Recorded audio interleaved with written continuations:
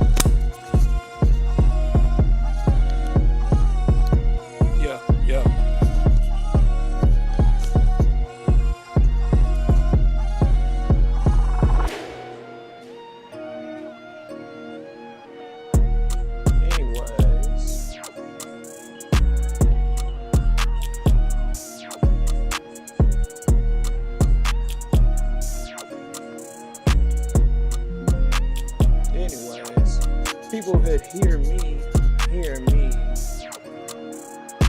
cry, and they can't keep it inside unless they're dying to cry. And I cry with it, because they're my people.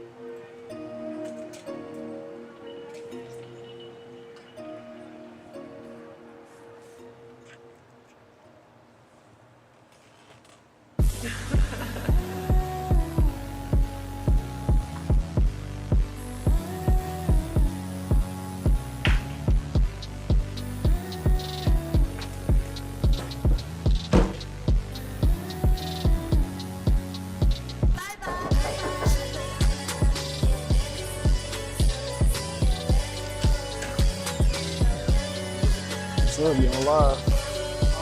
You on live? Yep. So with it, Jack? You ain't got no mic on.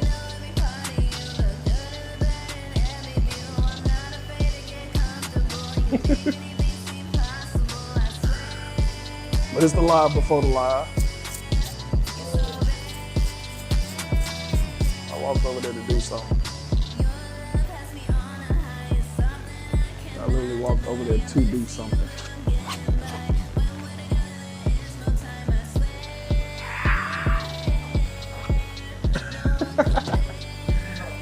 Nah, that was perfect, I ain't gonna lie. That's exactly what we need. Matter of fact, you gave me a good ass idea. See, I don't need to be hot. You're not sitting down. Like, why the fuck they so low anyway?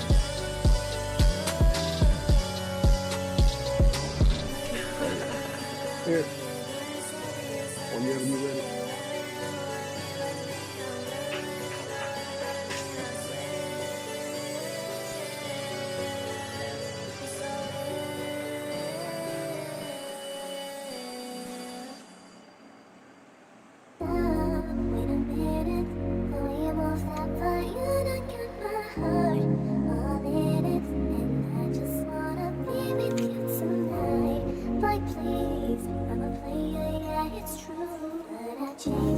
Say something, man. What you think? See the new logo?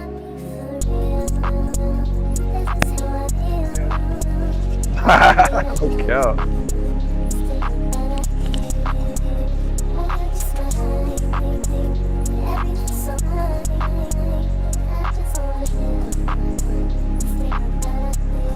Oh yeah, that's right.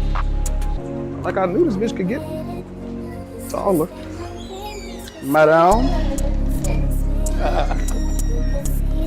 What up? it's been a minute since we got the game together. You on live? She don't give a fuck. About nothing. About nothing. That's a problem. Now we gotta get a white girl.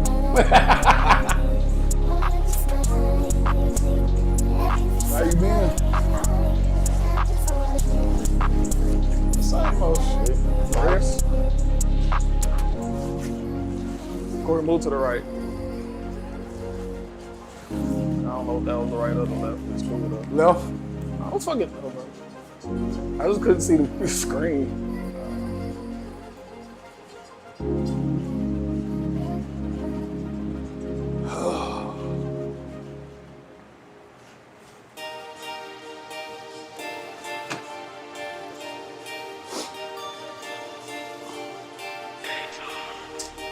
I just had a fucking baby, bro. Alright. Then you know my dog was pregnant. For real? Yes. Yes. My Shih Tzu, her name Ginger. And I got a Yorkie, a teacup Yorkie. His name, what the fuck is his name? Ace. And they been fucking. Ain't never been no nigga named Ace. Hey, let me see your mic. Is it the same color as mine? I think it's blue. Yeah, make it green.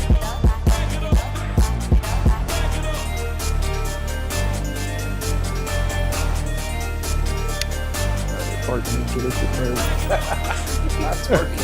Hey, your definition of twerking is different from mine. Man, look, I'm 30.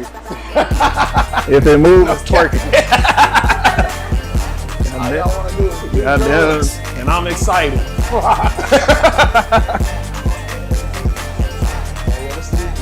It's gonna be more free. Well, I know Antoine already told you. Yeah. We're eventually gonna have to go to upgrade to road, garage.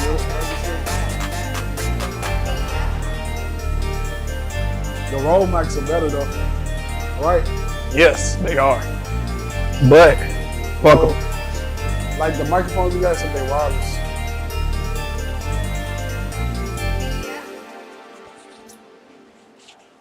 Oh shit.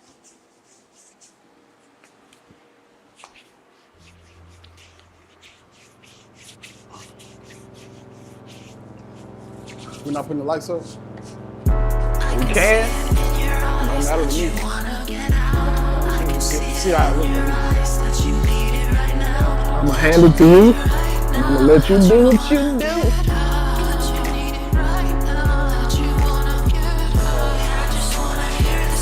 One by this camera.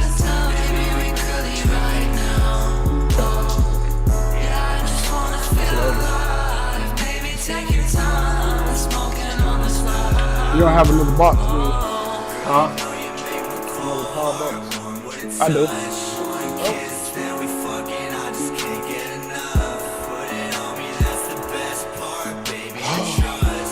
I might not need it, 'cause you got this over here.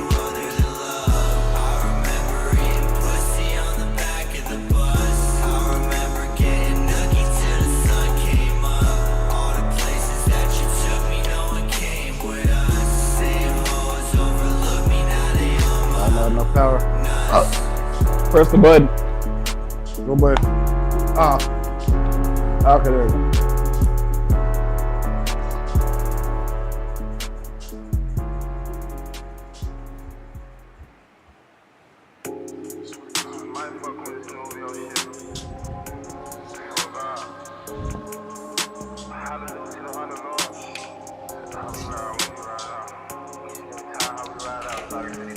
She called on me like she can't wait. She want it, nah, nah, nah, nah. I give it to her that way. Right now, nah, nah, nah. We poppin' roll to the strip. Grind down that dick, I brought her back to the crib. Skip the folk, man, she laying down edge to edge.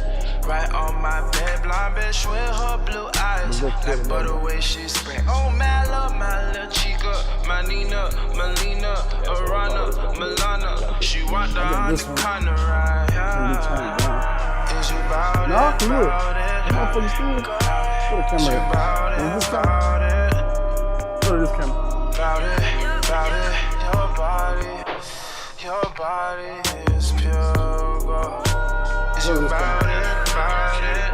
It's on time, man. Is you bout it? Bout it? See, it's still popping. We can leave it.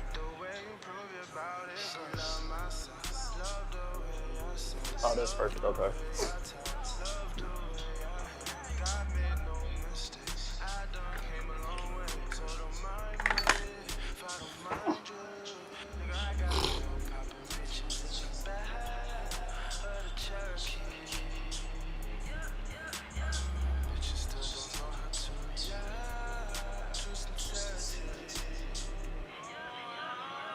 I think it's this one.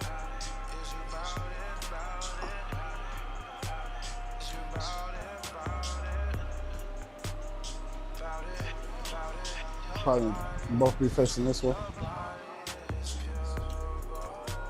So it won't be hitting the logo.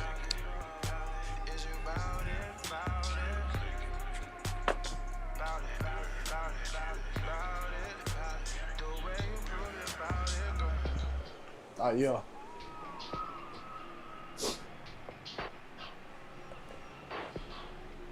Hey, you feel me? Nah, I don't fuck with you. I ain't gonna lie.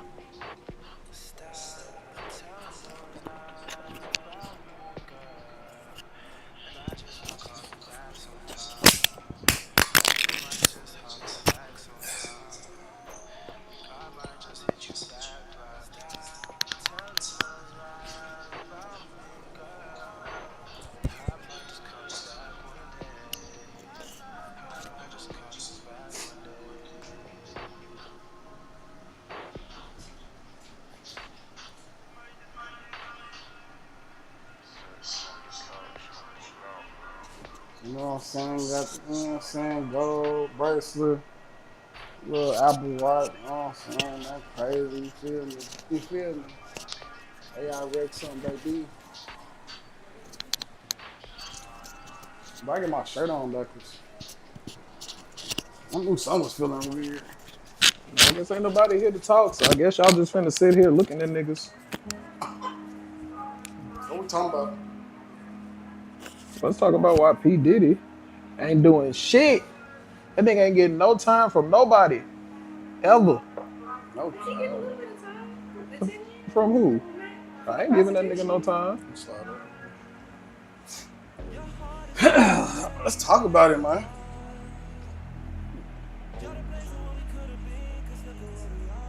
I guess niggas ain't listening to you. What you say? Nubi, how you feel about it? How you feel about it? Hey, is y'all high, man? Y'all high? Yeah. You high? Oh, okay. I'm there for sure. Alright. What you say? I said let's talk about it. So P. Diddy, bro, he ain't getting no time from nobody. He gonna get a little bit of time. I don't know how to feel about it. Like, this is the thing, like, we know how they take our black moguls and make them seem twisted by the end of their lifespan in the music industry. I mean, they did it to Michael Jackson. Right?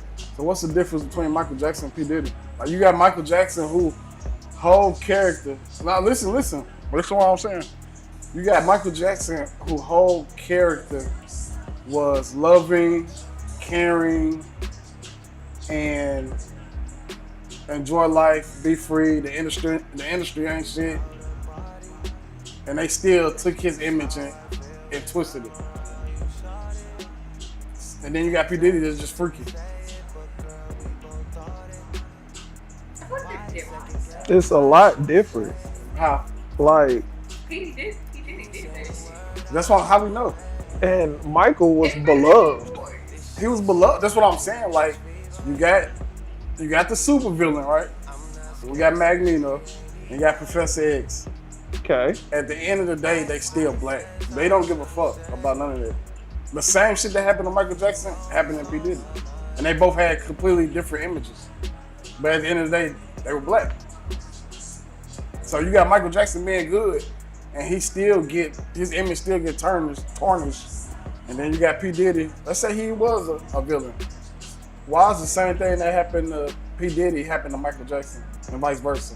When they got totally two different personas, two different images. The only thing they got in common is they both black. You saying that the same thing that happened to Michael is what's happening to Diddy?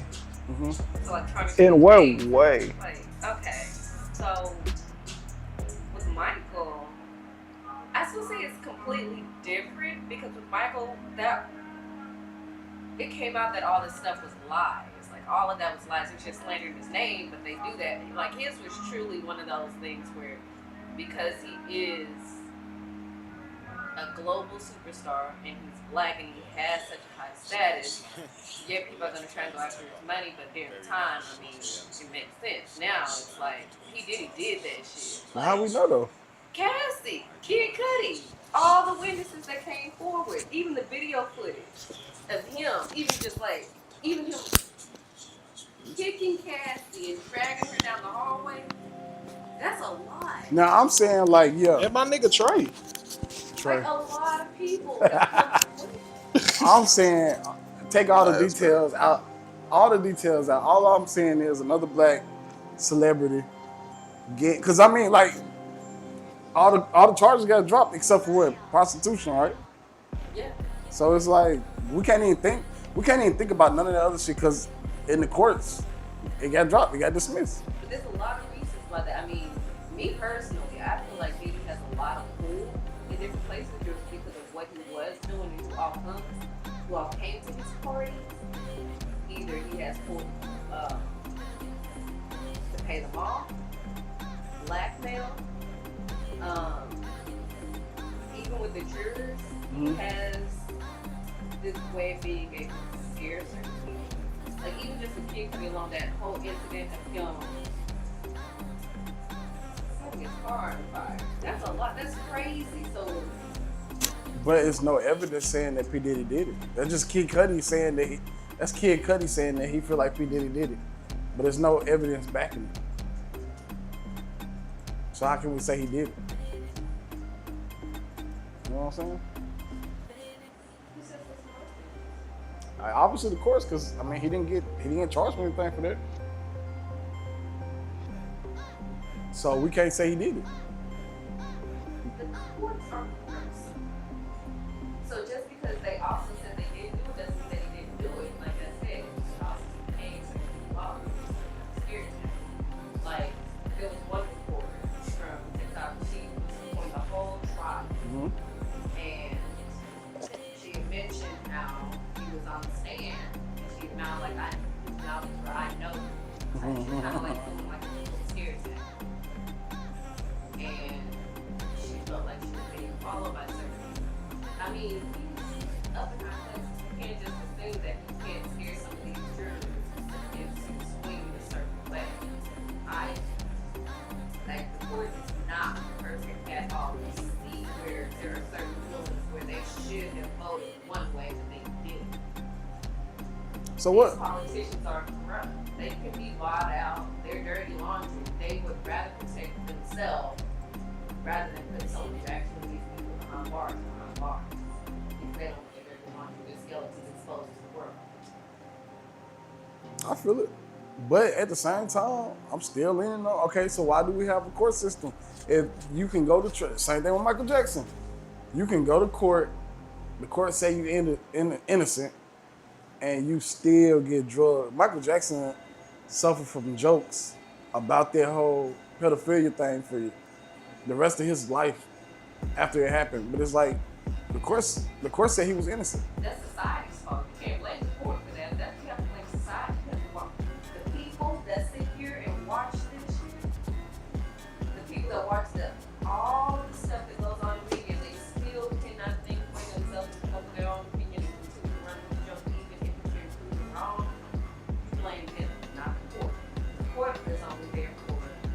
But The public opinion, that goes on the people. why not blame the court though? Because like, if the court, if the prosecutor, all the people who, the court had to be like, okay, this is a real trial. This needs to be looked at, right? So why not blame the court? In what aspect? Like, Are you trying to get full blame to the court? partly, because all right, so like, You can't do that. That takes accountability away from the American people. We hold some accountability in all this stuff. You can't just blame one entity. We have free will. We have the option to think for ourselves. Whether you choose to put all your faith blindly into this, that's you. You have the free will to do that. So, even though the board is swayed another way and you decide to walk the joke, that's you. Now this is on you. so are we gonna continue on the joke with P. Diddy? Since he went to court, I would. you are? I would. But I just think, I just put myself in them shoes, in P. Diddy's shoes, like, Okay, I think I'm just talking shit. I go to, because I've been in that situation, not that grand, but just as far as like, I literally got arrested for running, right? Yeah. And of course I was black. Like, I take it as that, I was black. I got arrested for running, and they took me to jail, bro. I went to jail. I had to go to court. They said I was innocent, and instead of them being like, okay, yeah, he's innocent, that was a waste of time, they was like, you gotta pay X amount of money for coming to court. Now that's different. That's bullshit. And I'm like, you know what I mean? Like, I don't know. I get it, but that there is different. That's court shit. That's court thieves. That's crazy. And that is crazy. That part That's- does need to change. Like if Wow. you're proven innocent and not guilty, you shouldn't have to pay a fine. Or you shouldn't have to deal with the backlash of it being, you know what I mean? Like when it comes to the public opinion, that's different. That's the public. The public, it's up to the Nah, people now. but this is the thing, like Michael Jackson shit, pedophile jokes, weren't coming from the typical person. It was coming from big networks, Yeah. Mad TV, Dave Chappelle. I feel like if somebody go to court, somebody that high or whatnot, I think they should make it against the law for, if they proven innocent on certain matters, that they shouldn't spew it, or Then you're infringing on people's freedom of speech. they already are though. That's what I'm saying. Like, America pick and choose what laws they want to follow. They already on people freedom of speech. Like, people are already getting in trouble for speaking some type of word. Like, that's already a thing. So the solution to it is to lean more into infringing on people's freedom of speech. Yup. I ain't saying people. I'm saying moguls. I'm saying people up in, like, somebody like, not somebody like us, because we don't, I ain't saying our opinion does matter, but like somebody that has a big enough audience. That's the thing. Everybody starts small. Mhm. So what could be a small audience today, tomorrow you turn around and you have 1 million followers, millions of people watching you. At what point does that change? You are still the same person, yet just because they have a lot of people following them, it is still up to people to determine if they agree with what is being said. If they do, then there's really nothing you can do to change somebody's opinion. They just believe what they believe. That's crazy. But they changed their opinion. I don't know. And people are allowed to change their opinions too. Yeah, for sure. But it's just like, it's crazy how people change their opinion on whether somebody's bad versus somebody being reformed or good. Because it's like, society are quick to be to bash somebody. They do that shit real. A rumor pop up and they'll bash them so fast, and then it's like, oh no, this shit was fake. They will still keep on with their rumor, and that's just crazy. Right now, I see a lot of people have this superiority complex type shit, where they feel better about themselves when they can knock somebody else. I don't like that shit. I've never been that type. That's really all it is, because it's a lot of people that aren't pursuing the dreams that they want to pursue, Alright. living the life they want we to lit. live, and the moment they see somebody who's living a life that they want to live get knocked down a little bit, they just go ahead and stomp them out while they dance. And that's Because it wild. makes them feel better about themselves. People weird like that. I wish we lived in a different world, a different reality. Son, what y'all got going on, man? Y'all got to that new dimension where everybody like each other. You know, they fucking with dimensions and shit, or trying to. You gotta raise that frequency. No cap. No, we though, Yeah, because yeah. one person can, but Yeah. I'm saying the whole world. That's the thing. It's not about everybody. It's not gonna stick to that dimension, that timeline. You either can or you have to focus on some individual race that you start seeing people around you match that same frequency. Not everybody's gonna be there at the same time. I believe. Earth is like a learning experience for us. So all of this, the back and forth, bullshit, all that stuff is meant to learn certain types of lessons. I mean, we know that there's certain things that we go through life over and over and over. There's a lesson that you learn. Learning, that's what we're in the video game. We're at that level. So low level. Huh? What the fuck? So, as you continue to master, you'll start, you're at a different frequency, and people at that same frequency start to gravitate to you, start to gravitate towards them, and you'll see life differently. That's why you can be around somebody, and you look at them, and you're like, I don't really fuck with you like that. It's your frequency is different. So you're gonna get to that dimension here, but you have to focus on yourself. The whole world is not meant to sit there all at one time. Focus on you, and you'll get there. If they don't, they don't. You will be okay. But that's scary though, because if you got, okay, you in your dimension, right? But you in your higher place, quote unquote, and you live in Israel, right? And you on a whole different frequency, enjoying life. Whole time, your government is on a different frequency, and they start bombing, and they bombing each other. You and what's it, Iran? You and your whole world, but you get what I'm trying to say. You get not attacked, but groped. Here's how that can look though.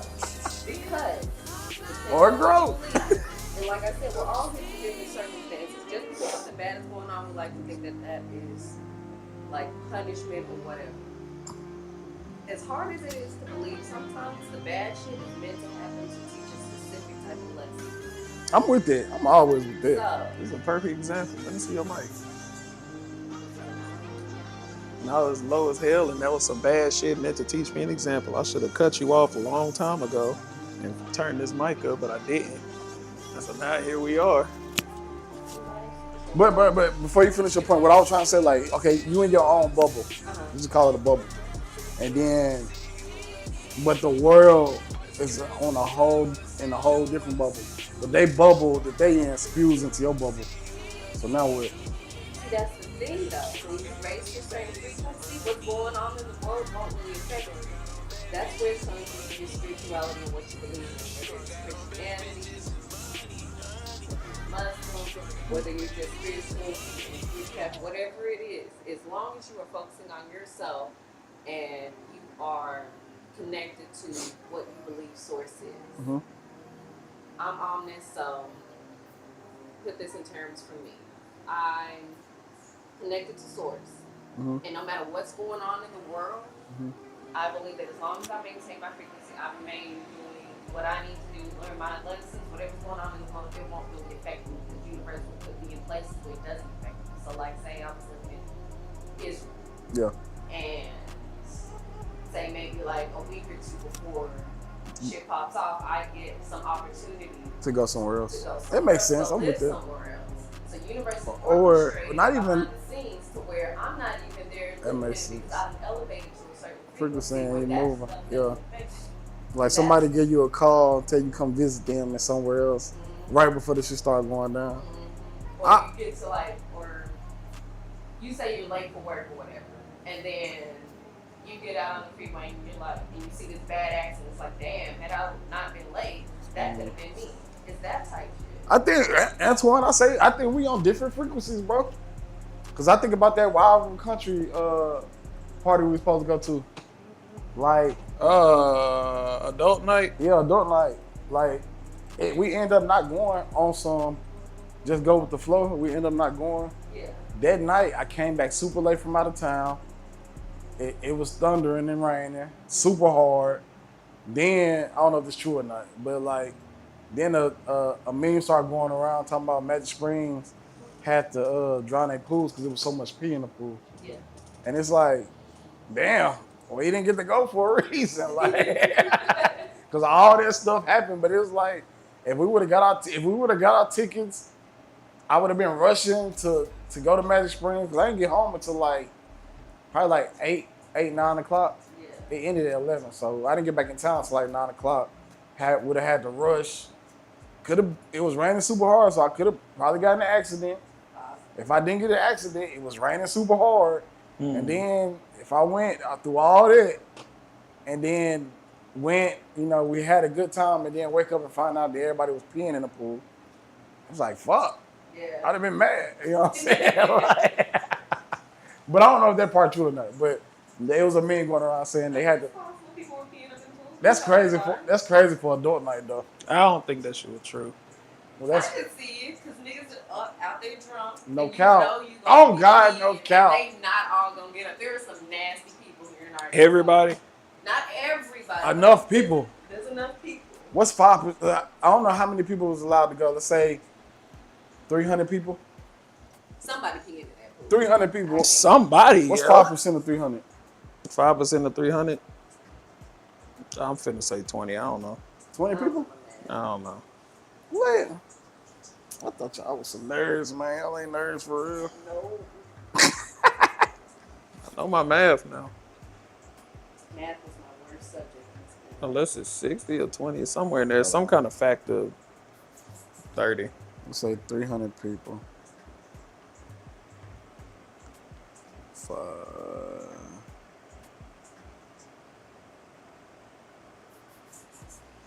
That's something that I need to just be able to do. That's only 15 people. Oh. Still, 15 people is too many. Bro, no cap. That shit was cap. What? Deezy said that peeing in the pool shit was cap. Niggas ain't buy their tickets in time. That's all that happened. That's what I think. Oh. Oh, okay. That's exactly what I think. No, I said I ain't know if it was real or not. No cap. Shout out Deezy. Also, niggas was mad. So they came over. Right. That's another You're thing. weird for that. I don't like, nigga, just don't. Bro, fucking exactly. We was on some like, bro, everything happened for a reason, but there's somebody out there, it's on a different frequency. It's like, nah, I'm gonna show them. That's that low vibrational shit. That definitely is, cause like, for you to create a fake meme, a fake narrative, Yeah. bro, you could have been doing so much other shit with your time. And that's that Michael Jackson shit right there. No cap. Somebody hate. No They cap. go out and they spread rumors. It's that hating shit. Because I can't get or be or do what you doing. So I'm going to just spew all this negativity on me That's why we need. to make myself feel better. That's why we need that masculine shit back, man. Not masculine. And I mean, as far as the energy wise, not. Why you get sex quiet? wise. You disagree? No, I'm letting them finish. What does masculine look like? Masculine for me Yeah. is that competitive nature. Okay. You know what I'm saying? Like, Okay. and I'm big on that. That part of masculinity, yes. Now I might do got some toxic masculinity, which I know I do, which I don't give a fuck. I'm gonna keep that shit.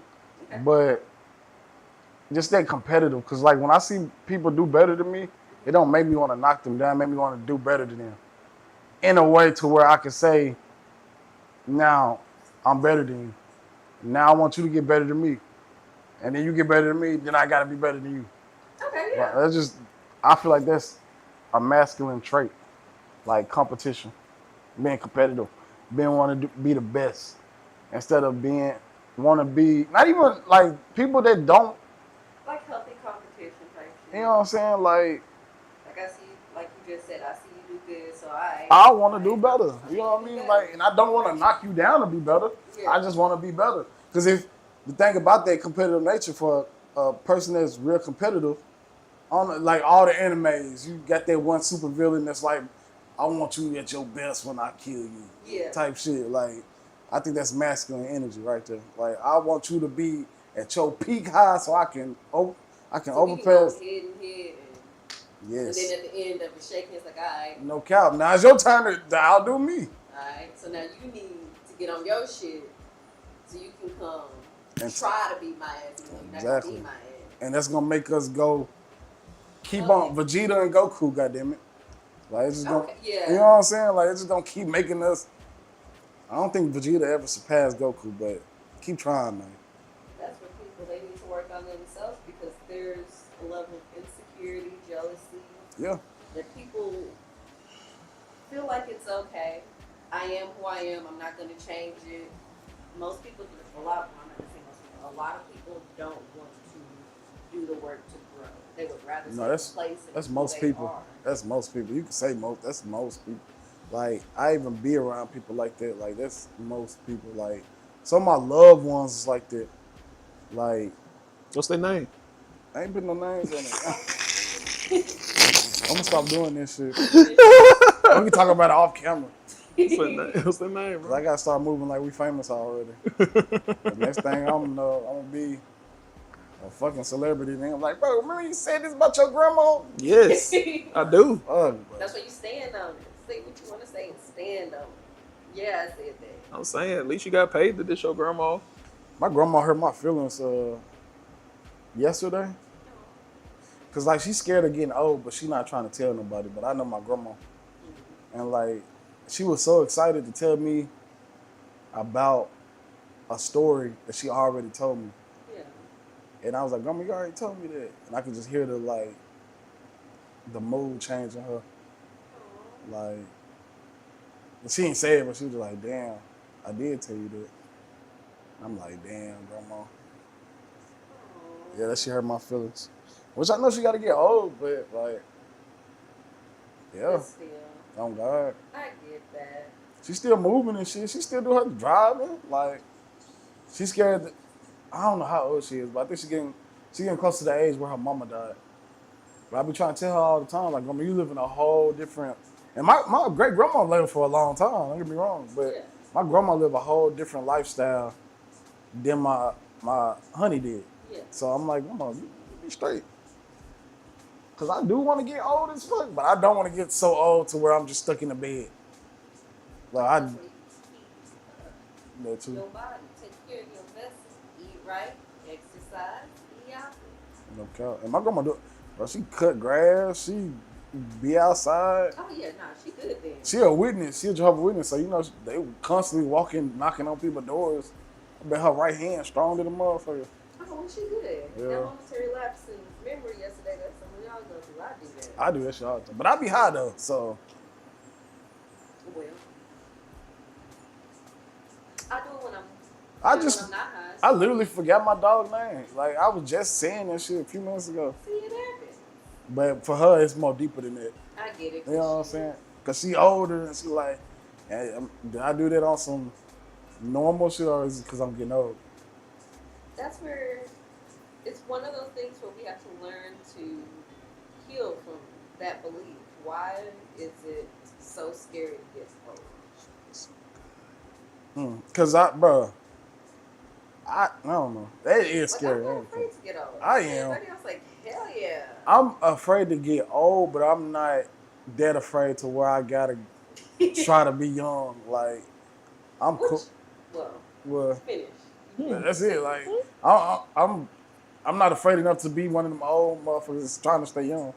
Like I'm cool with old younger people calling me old, but I don't want to be physically old though. That makes sense. Like I seen an old man yesterday. He was like, he came in with his return. First of all, how the hell he get through there without nobody stopping him with a bag of shit? Cause they would have stopped my black ass. But anyway, he made it all the way in the Walmart. Got to a customer. He had his cane. He was like, "Hey, where do I take returns to?" The worker was like, "What?" I was like, "I'm ready to get that old, but not all that shucking and jiving shit he had going on. Like, so he had to take him to customer service. But like physically, I don't want to be old.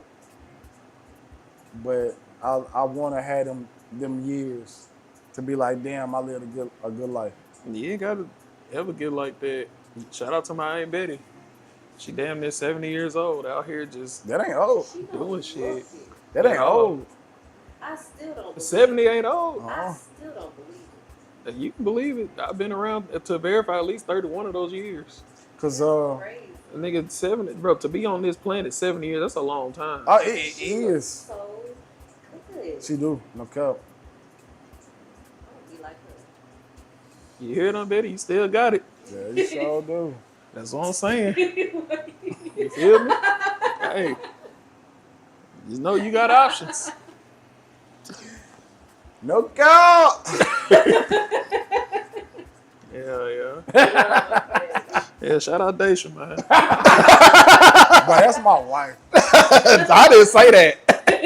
I didn't say that. Yo, They didn't know who that was. Yo, auntie- I just said a name. Your auntie not your wife. All I said was a I name. hope y'all not. They didn't know. I hope They y'all didn't ain't know who moving that like was. I hope y'all not moving like this. You know what I'm saying? You over Yeah. here talking about some I mean, shout out. She a good looking woman. Deja ain't in your type. That ain't got nothing to do. I'm trying to say, Daisy, you see him. You see him. Like, you see him. Like, all right. Deja know I ain't going nowhere. And that's cool. Okay. That's fucking cool. But yeah. What were we talking about? So yeah, being old. Being old, and you ain't got to be like old and broke up and getting ready to die. And in the way and a hassle and a burden. But eventually you will. And wrinkled and stank. Why do they all smell But like you that? won't. You might not, because in my family, we got a lot, like, they reach their 90s and they be out here kicking it, like, driving, and they not moving slow. We had one woman, and she'd come up to the church. This is back when I was going to church. She was 90-something. She used to whip her little Cadillac around. She'd be all up and down these streets, just moving and grooving and just... Bro, my grandma had a fucking Volkswagen, old model. And that shit used to be so hot. Not my grandma, but my great grandma. Yeah. That shit used to be so hot. Why all my, and this might be other black people, but all my memories of my great grandma, my grandmas, my great grandmas, they houses used to be so goddamn hot. Like, and I used to have to stay there for the summer, but it'd be hot as hell, no air, Central AC wasn't always a thing. and they didn't give a fuck. Because they grew up in it. Oh God, They was up there picking cotton, may as well. Like I grew up, we didn't have Central AC at our house. We only had the wall units, and it was only in the living room. So my mama didn't play about this shit. So I couldn't I have it could- in my room. I could deal with it. Like I could deal with it. Like, but my mama didn't. Like, she instilled that in me. Like I will deal with it if I have to, because it's not really bad. Like you can't get hot, but shit, I better go to that front room. But like, my mama was always big on Central. I didn't even know that was a thing. Like growing up hearing it, like Central, like when we used to, because my mom used to move a lot, so just hearing her talk about it, asking did they have it, I didn't even know, what she meant until I got older and like, oh, okay, I see. You want that shit to be coming out them vents right there, okay. But everyone's living situation is different. Like, we didn't grow up with a lot of money. The house that I grew up in, I was there from birth all the way up until I moved out into my first apartment. And it's a house that I think my great grandma lived in. So it's like, it's older. So, including that, not a lot of money to really put a lot of, like, a whole AC unit up in there. Yeah.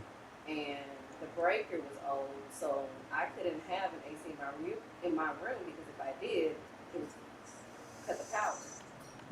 So we could only have it in the living room because that's where it was the strongest fit. So of course in the summer we'd go up in there and we'd sit up in there. But I learned to sleep with this.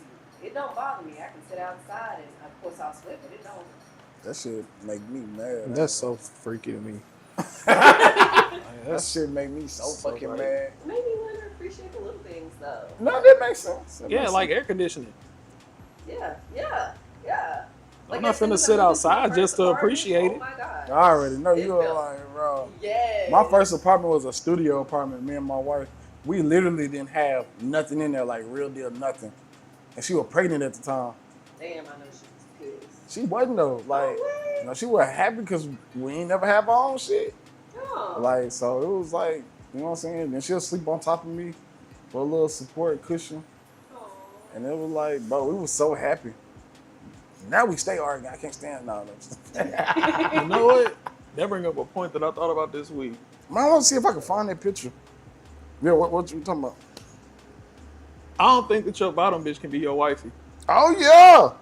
Yo, what? I don't think your bottom bitch can be your wifey. Your bottom bitch. Your bottom bitch, like the hoe, like that's Yeah. at the bottom with you, I don't think she can be your wifey. Why? I don't think that the person that, because, all right, let me start over. One of them accepts you at your worst, and the other one will make you want to be better. Now, can they do both? It is possible, I but told them. it's a certain type of woman. I don't feel like it is. I feel like there's the one that you want to do better for. There's the one that you won't even call if you know that you on some fuck shit. Like if you know you out drunk getting in bar fights and need bail money, you won't even call her because you don't want her to even see you like that. Then it's the other one that you know good and well she would have jumped in the fight if she was there, and she gonna bail you out. Like that's the one that can accept you doing all the fuck shit and just you'll be comfortable. And I feel like the uncomfortability is what you need to elevate yourself or to even want to elevate yourself. Someone who's going to say, I'm not okay with dysfunction and etc. Okay, I can get that. Then. I can get that. Yeah, that makes sense. So that's how I feel about it. I don't know, because I feel like my wife was definitely my bottom bitch. And she made me want to be a better person. So what exactly made you want to be a better person with that? Because Because if she you know built- that she gonna accept whatever you do, then what was the point of doing anything different? Because me and Bullshit. my wife Bullshit. been together so long Ugh. that I had a time frame where she was just the bottom bitch. And then I got a time frame where she like, all right, nigga, I'm not finna keep just being that bitch, bottom bitch. We gonna have to do better. You gonna have to do better. So then she started becoming that person you're talking about. Okay. You know what I'm saying? So she changed. But at the same time, do you think at any point she really stopped being your bottom bitch? Mm-mm. Like, you know, because that's cool. But most people, it's either gonna be one. My opinion, it's either gonna be one or the other. Because my thing is, a lot of, I feel like a lot of black men be confused on they wife versus their mama. They be trying to turn their wives and their girlfriends into their mama. What you saying? It sounds like somebody I be feeling like a relationship I have with my mama. Like I'm scared to call her this and that. I know I'm fucked up, but that ain't your mama. That's your wife. That makes sense. Kind of, but I have the opposite view. Yeah, I Because feel I it. would call my mama for my fuck shit because mama would fix it. But would So- you want to? More than likely. I wouldn't want to. I wouldn't want to call my And then mama. that's my relationship. So like more than likely, like I would, because it'd be like, look, this is what it is. Cause I need to get out. my mama is the only well now it's my grandma because you know my mama dead, but my grandma and my mama is the only woman that I expect for me to want to be better. You know what I think it is? Well, I think it's because I know my mama gonna accept whatever version of me is out yeah, here. for sure. My grandma and them too. But I don't expect nobody else in the world to do that. I don't Yeah. expect nobody else in the world to just accept any and every part of me because they didn't grow up with me. They spent their whole life without knowing me before we met. So my mama, she gonna accept whoever I turn out to be.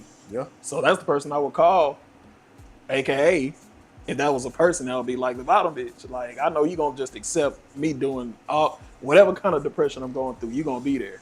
Versus somebody who be like, you know, no disrespect, I'm healed, I'm not trying to deal with that. Like, you got some stuff that you gotta fix. I can't help you. I can't walk you through it. I can't do it. I feel like that's a sticky situation too, cause like It is. I don't know. I feel that, but then I don't know. I don't know, because they could be considered like abandonment. Like, okay, I fall off, and you like, nah, nigga, hell no. I mean, but that's now, common. I feel it, but now how do we go from there? So you can combine the two. You can have a person who does accept that yes, you are going through depression. It's hard. I accept that part about you. But me personally, I do need you to get your shit together because I can be there, but not in that aspect. I can't be as close to you. I can be a phone call every now and then, but when it's too much, yeah, nigga, you're gonna have to go somewhere. You can't just keep leaning on me. You're gonna have to do the work yourself. I can't do it for you, like you just said. Right. But part of that is that unconditional love versus conditional. If you have a person that's just There you not go. going to be, that's just going to only want to stick around when you're happy, that sounds more conditional. It is. And you have someone who will be around for whatever, even if it's hurting them. It's unconditional, but it is still misplaced. You need that balance. So you need a combination of both. Someone who can say, yes, I understand you're going through depression, anxiety, you're going through hard times. I'm here for you. But at the same time, you need to be doing the work yourself. No doubt. So I got a scenario. This it might be on topic, but might not. So this Let woman, me try moving the mic to the center, like how we got it. this woman, all right. Let me get down her mic. But here go that picture of my wife when she was, I don't even know how old we was. Like keep talking. That's all we had. I literally all we had. Those are good memories, though. No cap. Is that better? Not even Let better. me see it. Now it's gonna piss me off. You're doing great though.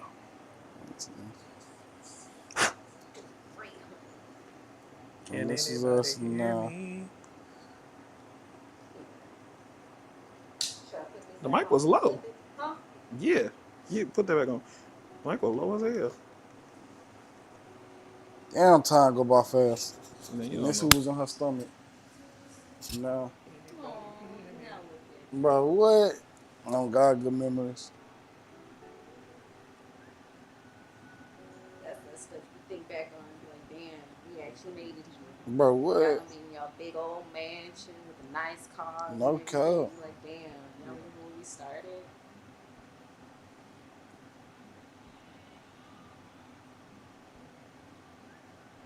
Yeah. I don't know if this mic was ever on. Hmm? I don't know if this mic was ever on. Bro, Well, mine? Mm-hmm. got, Oh, damn. gotta start somewhere. Crazy man. gangster shit. But I got a fourth one.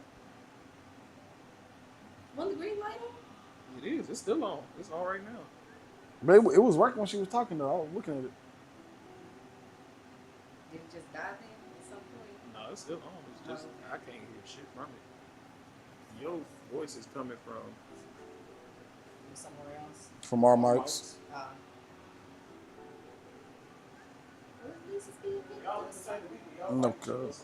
Alright. Man, say less. Beating your ass. I don't like African no, I don't know. You don't like what? I was gonna say African food. Oh, what? So you never had the Fuck. I seen let me see. food? What? Hold There's on. this African restaurant, this African shop over in University. I go over there, I got some. See, that's why it's good to have different types of friends, because I never know about this shit fucking with Antoine. Man, it's so good. It was some, that, I forgot. Peanut butter soup. Get you straight. But what you was saying, though? I never had a good one.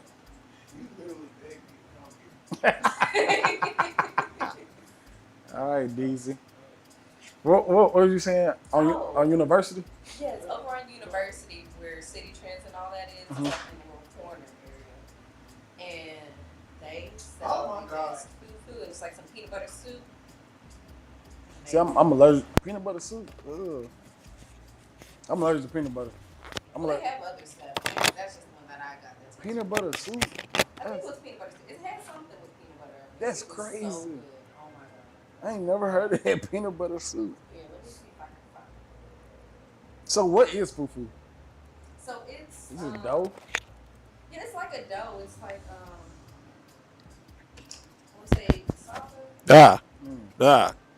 It's some type of plant that's like a potato. It looks like this. Yeah. And so you just take it, you pinch it, and you And dip it in there and eat it. I might have to give you some this week. I apologize. I had this thing on quad the whole time. Oh. Quad reports A and B, not C and D. Oh. Well then, well we back in the dough. We in there. Okay. Bro, my fault. I'm sick of doing Here, shit. let me see if I can find the place. Oh, that sounds so much better. Yeah. Damn. I really don't fuck with y'all. Well, damn, fuck you too. Yes, you do. Shut the Fufu is enjoyed in Yeah. the Caribbean where it was introduced by a slave. But why she got? Oh, you said fuck you too? Yeah. I thought you said, well, I don't fuck with you. Well, these mics is the truth. No, these mics saving friendships. My bad. Hey, you really cool, bro. You like, I'm so glad really you here. that nigga. Bro, okay. Bro, these mics saving friendships. I thought you said. So what's the standard for fufu? Like the dipping? Y'all trying to eat fufu now? I want to try it. I ain't gonna lie. Here, let's see. You don't ever get tired of being light skinned, bro? No. Like, I'm asking. I'm really not licensed. What do you think? Wait, they got meat pies? I didn't know they had meat pies. That sounds good. So good back in old meat college, pie. there was this guy from Nigeria, Mm-hmm. and I was friend. It was like me, my friend Lyrics, and then his name was Charles. And it was like some international food fair. We had helped him make some Nigerian meat pies and fried rice, and it was some little dessert thing. I want to say maybe it was something with coconuts that he made. Mm-hmm. But first of all, the meat pies were hell to make because we did it all from scratch, I'm about no niggas. and it was a workout. But they were so good. Bro. And then the fried rice was so good. I made some one day. I'm gonna have to make it again. God, bring it to the You Gotta Think podcast. No God. Here. But this is the place I got it from. This is the place over on University. Mm-hmm. Hold on. No, you see the new logo? I see it. Yeah, I'm doing. I've been looking at it. Yeah. I fucks with it. All right, bet. I've been doing my thing, got it. man. All right. You know it's supposed to spin, It's supposed to but spin. it don't. Oh, well, damn. And for our viewers, if you wanted to know the place, it's called Kontiki African Restaurant. It's over on University. So, highly recommend you go. I'm going to bring some one of these days. You guys can see it, She been saying but that for the past 6 years. No, Cal, we still ain't got no vegan We food. fuck with her regardless. We just because don't when take we her do at it her on word. Sundays, all the places is closed. No Like, they cow, closed bro. today. We'll have to do it during the week. Sunday. To be fair, they're I feel closed. like niggas could have got it Saturday. Niggas could have froze it. Niggas could have brought it. That's what I It's feel not like. as good Oh, if so- it's I like feel the like, next you know what I'm day. saying? Like, we done did it on Fridays before. I feel like that. We need to. I wanna make a homemade pizza. I did that too. It's Yeah, fun. We need to do that. We need to do it on the podcast one day. Girl, I'm not. That would be fun. Why not? Like, we talking about doing interesting stuff. We can make a pizza. I didn't say nothing. I said, hey, Why not? whatever the crowd wants. College was a time. I Where remember you waking go, up where you at go to school? Henderson over in Arkadelphia. Oh, okay. It was all right. Thinking back now, I mean, I'm glad I met the people I met, but I feel like I probably would have had more fun if I went to UCA. I really only stayed because I thought they had the, I wanted to pledge, but I didn't even know that the sorority that I was interested in wasn't even active because of hazing shit. Oh damn. So if I knew that, I probably would have went somewhere else. That pledging, that shit get sticky. It do. It gets sticky. You know, some people done died. For real. Because they take it too seriously. Like, I mean, I get it. It's a brotherhood, it's a sisterhood, but it doesn't require all of that. Y'all Real be talk. beating folks trying to get in, and I ain't trying to do all that. Like people be getting branded and shit, which is cool. It's like a tattoo. You just getting branded. I mean, I understand that. Yeah, like you getting burnt, so it's really the same as a tattoo. And that's really just the fraternities. I don't see the sororities doing Trying to that. get branded. Trying to get branded. Nah, You got tattoos. It's the same thing. But I Yeah. don't can see tell no us the point of getting difference. branded. A brand is different from a tattoo because I mean, both of them permanent. they both permanent, but I'm just saying like it's not too many. I'm just saying. Fuck no. I'm just saying it's already in gold. But we can get that metaled out. If I do that, bro, you gotta see a whole different side of me. Nigga, we ain't taking no breaks.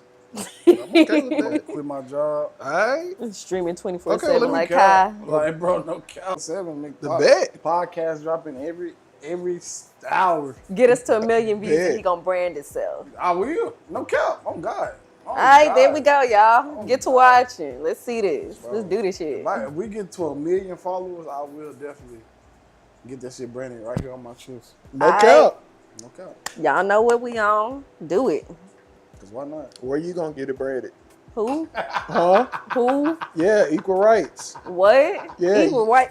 I don't want to work. I'm not for that shit. Send me back home. I will take care of the kids. I will cook. I will clean. I don't want to be out here. This is ghetto. No, I'm good. Somebody said it. Send me back home. That bring me up, bro. That bring me up. That reminded me of that topic I was just wanting to. That came at the right time too. So this woman hit her man up. Basically, like he take care of everything. Cool. He the man, she the woman, quote unquote. Yeah. She texts him like, "Hey, look, I feel like we need to take a break because like I'm just lusting and I don't want to hurt you. Like it's getting I saw crazy." that. You see that? Yes. When she talking about she's having temptations and some more shit. Oh, no cap. So like she was like, yes, all that like having temptations for the people that ain't seen it, but she having temptations. She don't want to hurt dude, and she like cool. So I guess a time, I don't know how long it was. She hit dude up and was like, all right, I need you back. Like I can't do this. You know, Bill's kicking my ass or whatnot. She had to end up getting a job or whatnot quick. Yeah. Quick because she ran into a spider web or some goofy shit. And she takes dude back like, hey, I think it was 2 months, she said. Oh yeah. But she was like, hey, okay, I'm ready to come back. And dude was like, shit, I got another girl. I done moved on. I moved on. And she was like, How you gonna do this to how me? you gonna do this to me? We weren't even broken up for 2 months. Like, I said we needed a break. Like, and then she got to threatening him, like, I'm finna come to your job and I'm finna get your ass fired. How do you feel about that? You want to listen. I wasn't listening because we missed a question and I feel bad. Missed the question. Yeah. What? Do y'all look forward to what's after death? That was probably a while ago. So I feel bad we Ooh, missed the question. Okay. Okay. I still want to touch that one. Okay, bet. Here, do we want to touch Oh, yeah, that yeah, and then come back to it? So how you feel about it? I definitely wasn't listening. Give me the summary. I don't feel like it. So the girl, she broke up with her guy or went on a break because she was having temptations and basically she wanted to go fuck on some other dude. And Allegedly. Wow, She didn't allegedly. say that though. She didn't say she ain't say it, but if you having temptations, you want to fuck on some other dude. Exactly. But Or of course, he's woman. like, okay, bet. You want to go on a break? I'm not going to pay your bills. You go do your thing. I'm going to go do my thing. And it's whatever. Right. Well, she realized she got to get a job now because he's not paying the bills. And she done quit her job after getting it because she ran into a spider web and Couldn't do this no more. she couldn't do it no more. So she went back to him, but he didn't already moved on. And she like, wow, so you going to do this to me? You going to do me like that? It's only been 2 months. It's like, what the fuck? And she said she tired of how these men get away with treating these women. Yeah, basically saying niggas ain't shit. Fuck these niggas. Y'all can die. And all that other good stuff. So how you feel about that? Most people already know how I feel about all this man bashing that's just going on constantly. There's no public display of love for men ever. So this situation ain't no different. She didn't take no accountability. Like you said, take a break. Okay, cool. A break, that just leaves room for people to move on. Like, Exactly. That's And what, like, it may as well be a breakup, but a break is, I think, just to make you feel better. Like, call it being nice. But a break it is what it is. So, obviously, we know you wasn't the prize. Because in 2 months, he found somebody else to do whatever he was doing for you. And now you mad because somebody else took it. You tricked yourself out your spite. Like, that's you tricked yourself out your spot. He didn't tell you to do it. He didn't make you do it. He just said, "Okay, bet. That's what you want. I'm gonna let you go do it." I think he handled it perfectly. Like, if somebody say they want to go, let them go. Like, don't beg, plead, compromise. If they say they want to go, let them go. Like, even if you not the prize, what the fuck ever, just let it happen. And that's what he did. She found out grass wasn't greener. Now she out here crying to the internet. So yeah, shout out to dude. And I hope she learned the lesson, but it don't sound like she did because she complaining. Oh yeah, hell no, she ain't learning a So, lesson. I mean, this is the circle of life. Like, this is common. Yeah. Like, but the lesson for everybody watching, if somebody says they want to go, let them go. That's the number one thing I took from it. I mean, don't try to beg nobody for nothing. That's all. That's how I feel about it. I think he did right. And if you split up with somebody, you gotta be ready for them to choose somebody else. Like, Yep. I've been there, done that. Like, But- that shit not easy. I will say, good for her for not cheating. Yeah. We don't know if she did. We Well, don't know, 'Cause but she said at she's the taking a break. but Because at she's the- having temptations. right, but at the very least, she's trying to go about it the right way. Like, Yeah. maybe even if she did slip up, it's not excusable, but at least she's trying to fix it Yeah. at some point in this. You know what I'm saying? So at least I'll shout out to her for that. But she had unreal expectations, thinking that he was going to sit around and wait for her. I've been in that situation where a guy asked me if we could go on a break to talk to other people. I was fine, but I knew that he had his eyes on someone else, so I was just like, okay, cool. Okay. And during that break, I found me a guy that I liked, and I hooked up with him because you, like you said, you gave room for someone else to come and take your spot. I'm not going to sit here during this break while you sitting over here doing God knows what with somebody else or other people, just twiddling my thumbs, hoping, waiting to see what your answer is after this break because you're not sure if you want to come back or not. I'm going to go ahead and move on. Because like you said, this is a moment for me to decide on whether I want to be with you. And if you want to be with me, and you can't get mad at me. And the same thing, he got mad. Fuck that. I'm getting mad. That shit happened to me. And I was mad. I'm still mad. We back together. And I'm still fucking mad. I be thinking about smothering her ass every time I look at her. You should. I ain't gonna count. But I In know GTA. I know I'm wrong. In GTA, do a little bit of Sims. But my whole defense, it really ain't no defense, but the way I feel about it, because my feelings ain't facts, Yeah. but it's like, I feel like, what is the point of the break? You know what I'm saying? To have sex with other people. See, that's But what my you're. thing wasn't it. My thing was like, okay, we arguing in front of the kids. We arguing all the fucking time. We always fighting. Like, we need to put some separation. Like, I'm trying to focus on my job. My job is fucking with our relationship, all this other shit. That was my point of the break. What you're explaining sounds more like a separation than a break. Yeah. Oh, okay. A separation is you taking that time to, like, But still married. yeah, you're Like, still married. but Because that's it's like- different. I wasn't married to this guy. He was just Like- my boyfriend, and we decided like, to take a break. That's when- completely different. When couples, like dating couples, say they want to take a break, is usually somebody else involved and they're trying to test the waters without jumping all the way in and without disrespecting their relationship. Mm-hmm. But they still kind of That did put you as both. a plan B. Yeah. And that's what I saw it as. And it's like, you know That's what? put you as a plan B. I'm not going to be your plan B. And I want to say this for the people who ain't lived enough life. People are good at what they good at. So don't be looking at how much fun you have with your side piece, thinking they will be great at full time. Cause that's that's not what they signed up for. Like, they good at what they good at. I had stopped talking to one of my side pieces back when I used to move like that. And I remember being in her house and her mama was like, what'd she say? She was like, this before me and my wife got married. But I was over at her house, it was like New Year's or some shit. And she was complaining to her mama, like, yeah, you better, she was like, yeah, I can't pay my bills, this and that, this and that. Her mama was like, I don't know how that bitch know my name, but she was like, don't Corey be over there all the time? You better tell that nigga to pay them bills. Boy, I heard that shit. I was like, yeah, let me go ahead. get up out this bitch. Like, bro, fuck no. Like, she wasn't full time. She was fun for what she was fun for. And it wasn't fun enough for me to be paying no fucking bills, for sure. So I'm with you. I ain't gonna lie. Did she know the situation? Who? The girl you were messing with? Yeah, she had a boyfriend. Oh, well, then she Everybody knew was when she was deciding- signing. Wait, everybody- what? Everybody was tripping. I mean, she didn't say nothing, but from experience, I know how mothers, sisters, they could push shit in people's heads. No, I meant like for her, like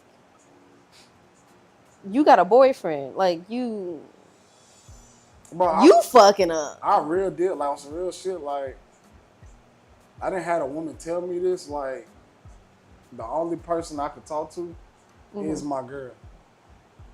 If I talk to anybody else, then I'm cheating on them. Yeah, it depends on the relationship. Talk like So like, say me and you in a relationship, right? yeah. I start talking to Antoine. Like, Yeah. you know, I'm talking to Antoine. Antoine tell me, Yeah. as long as you talking to Aaliyah and that's it, we good. But as soon as you start talking to other people, man, you gotta break up. I remember this story. Like talking as in like getting to know them. So the side piece is regulating who else can or cannot be a side piece. So They cool with you having a wife. having a wife, but you can't talk to no other girls. So you beside can't have you. no other side pieces. Exactly. I gotta be the man side. You see how you feel? Stupid. I got to be the stupid. Bro, it's real deal. You're stupid if you think like that. It's real deal, women. You're stupid. No, think about it. I want you to hear this from every angle. No, Get think your about it. life. She was kind of dumb. All of them been kind of dumb. Like on some, like not even being funny, they all being kind of dumb. But now there's women out here that think like that. Like, And I know as there long as you are. cheating on your main girl with me, that's fine. But as soon as you start talking to other side chicks, I can't fuck with you. Because they want to feel important. There are women like Hey, that fuck feel. them. It's crazy.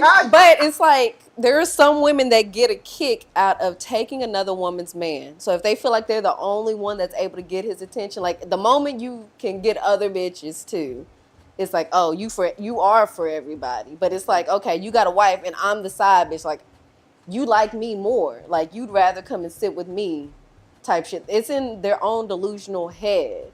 But it's like, you want to be the one and only. I'm not nobody's side. Like, that's weird as hell. I'll take it in deeper because I'm pretty sure me and my wife and I already talked about this. If not, Yeah.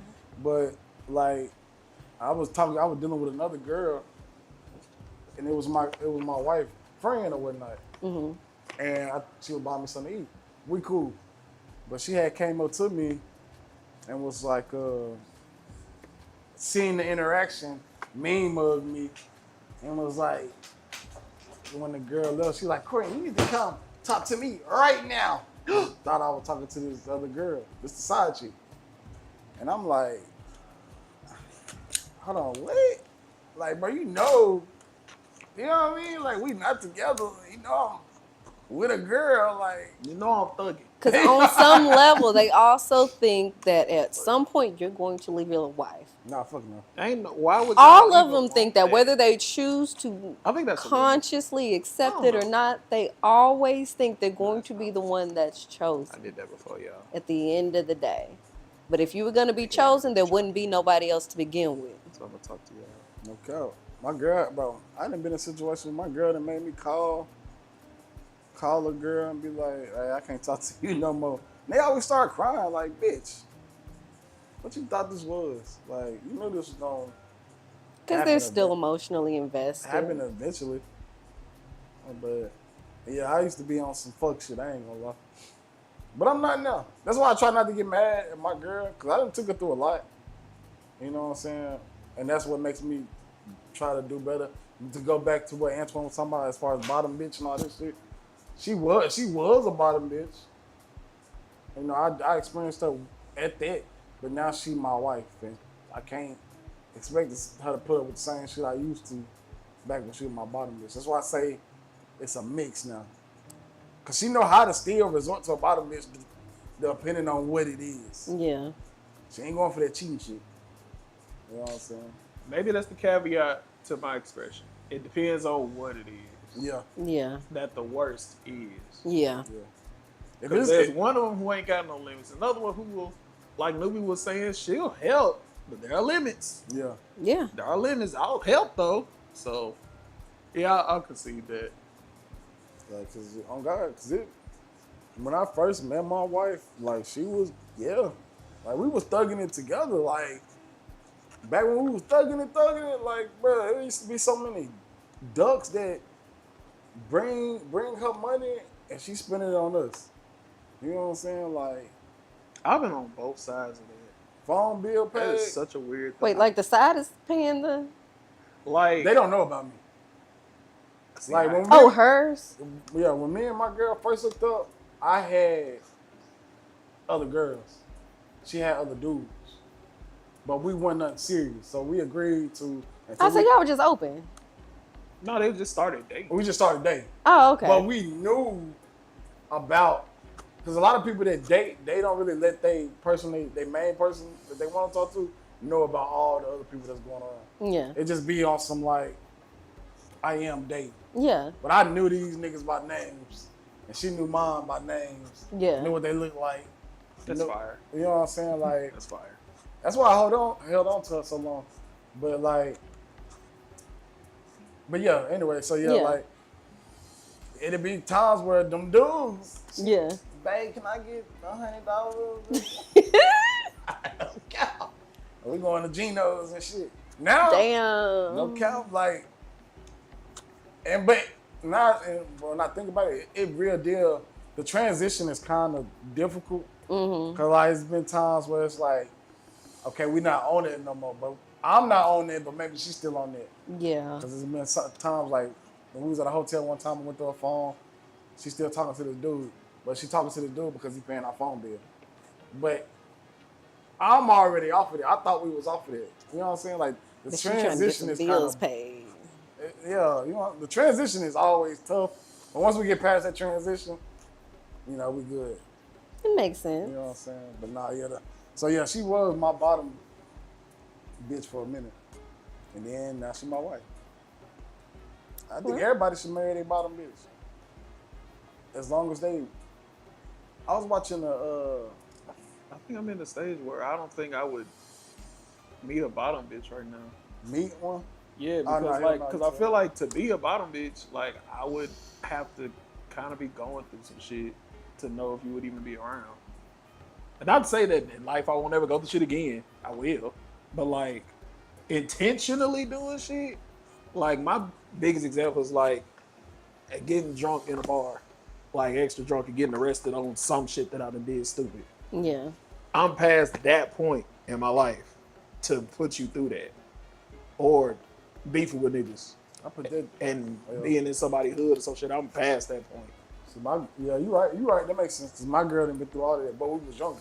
So like now, You know what I'm saying? like your worst with me would be me going broke and I get mean as hell. Yeah. That's about it. I'll get rich again at some point. I don't think if I was to be single now, I don't think I would get in another serious relationship just because of that fear. Because how would you know? You never really know until you know. That's what I'm saying. And like, I don't want to find out. I don't want to keep being so aloof with dating, like so standoffish, guarded. I think that's the word that people be using. You got your guard up. Like, yeah, like you don't really know how this is going in, when it's going in, so you just kind of try to enjoy it while you got it. 'Cause But you feel don't like it's gonna guard be- yourself fully though, because how are you really enjoying the relationship? You might be unintentionally ruining it by remaining guarded.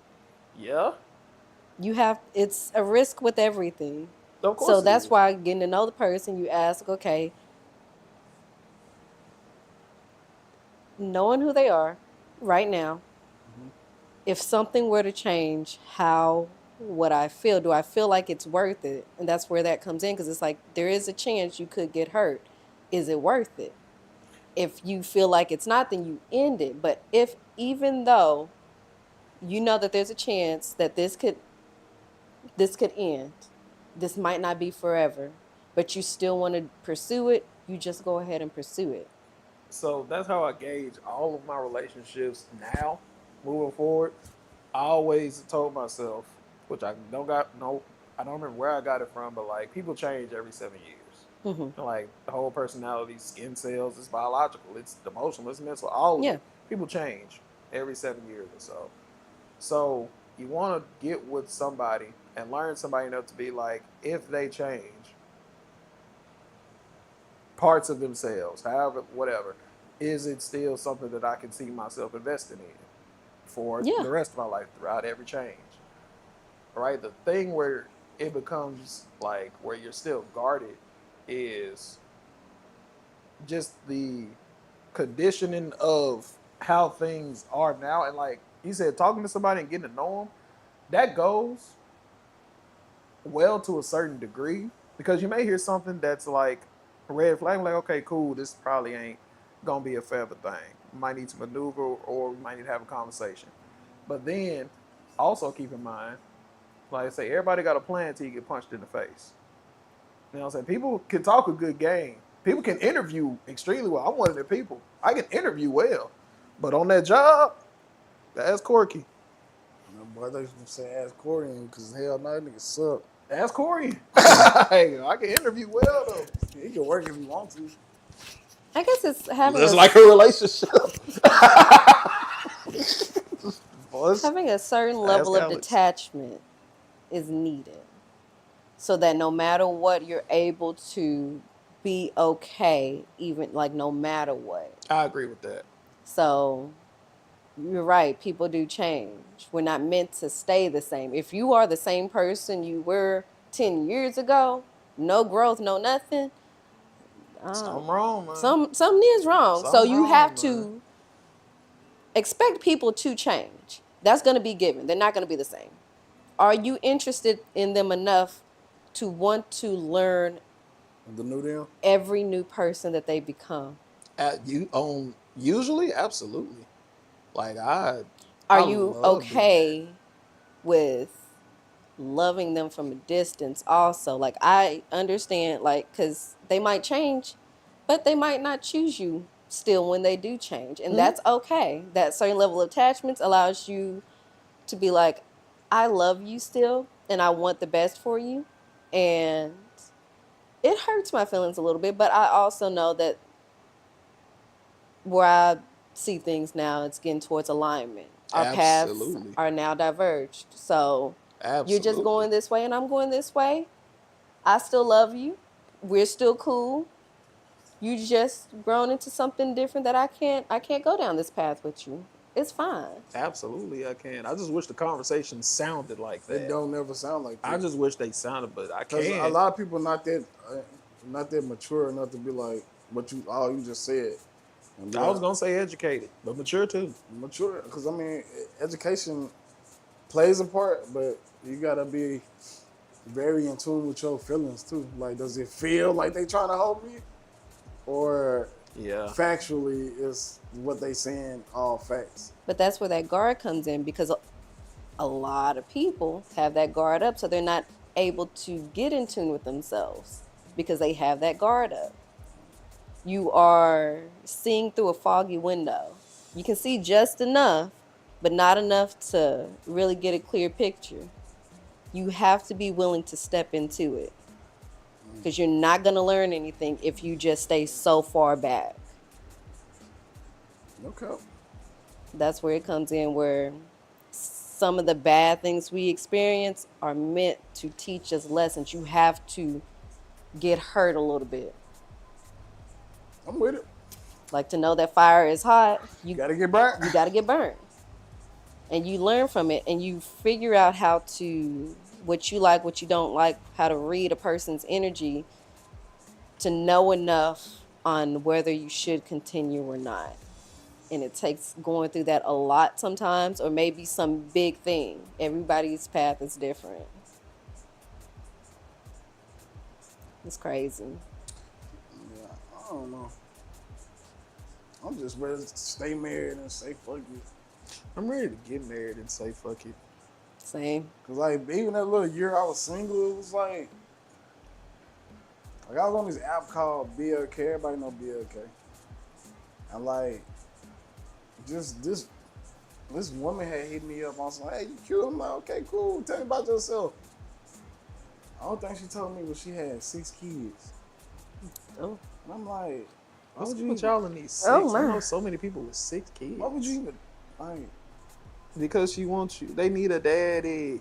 They need That's a why daddy. she told you they this need is a threw me daddy. off because it's like, bro, is that all I'm going to deal with? Like, Mostly, yeah. 6 kids having ass? Yeah, mostly. So I've been single for a minute, right? Okay.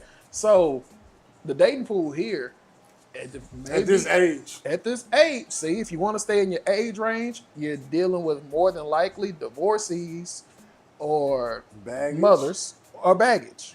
That's what you're dealing with mostly in this age range, right? And a lot of people also ain't trying to do healing. They like talking about it, but they don't really want to do it. It's kind of like those people who acknowledge that eating the cake is bad for them, but they eat the cake anyway. Mm-hmm.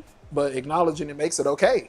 So I can tell you, yeah, I got a bad attitude. I'm working on it. You ain't worked on it once at all. It's a whole lot of that. And it's a whole lot of more guarded people. Like, so they got 2 and 3 and 4 on the side, and it's just a roster of people. How many times we done talked about that? No cap. Yeah. Anytime I'm talking to somebody, what do I tell you? I'll be like, bro, I'm just in rotation. Tonga. And then 3 weeks later, and you be like, bro, what's up with you and no girl? I was like, bro, I'm out the rotation. Tonga. Like, bro, she stopped texting me back. She quit answering my calls. Somebody else is up. Like, she took me off the court. Like, ain't nothing I can do about it. Like, and that's been going on how long? Years. It's been going on years. That's what the dating pool looked like. So yeah, stay married. But now I think about it. If I do end up splitting up with my wife, I'm going to get somebody out of religion. I ain't gonna care. It might not make it better, but it's something different. It's definitely not 428. I go to the Kingdom Hall, try to get a wife from there. That'll probably be my next. Yeah. Like I said, it could be the same shit, but the odds is way better than Club 428. I feel like it's somebody out here like me that's just a female that's out here struggling with niggas. And that eventually we probably gonna find each other They gonna be somehow. fat. We don't know that. I'm saying, when you say struggling with niggas, I just see a fat girl. But that's where Do you they? doing your inner work and Do what they you need to struggle do. with They probably don't, but I'm just saying that's the Do image they I see. struggle with that? They also won't have kids. I don't have kids. Fat girls want to have kids. What's up with the What? what we doing right now? I'm saying, I said fat girls. You said they also want to have kids. The person that's out here like me, that I'm a fine, cause I don't got no kids. But yeah, man. So You feel me? As long as you're doing what you need to do, following your passions, your dreams, living your life, focusing on your goals, you'll meet them. And she You just gotta focus on you. understand I'm smoking crack. And she gotta understand he's smoking crack. So ladies, be okay with smoking crack. You ain't smoking mine. I said I'm smoking it. that nigga Oh. ain't smoking like All right, Well, prepare his pipe for him when you come home. that. Oh, she looks so get it. nasty. You get it. You that looks get so it. nasty. like out of everybody in the world. The images is popping in my head when y'all talking. It's crazy.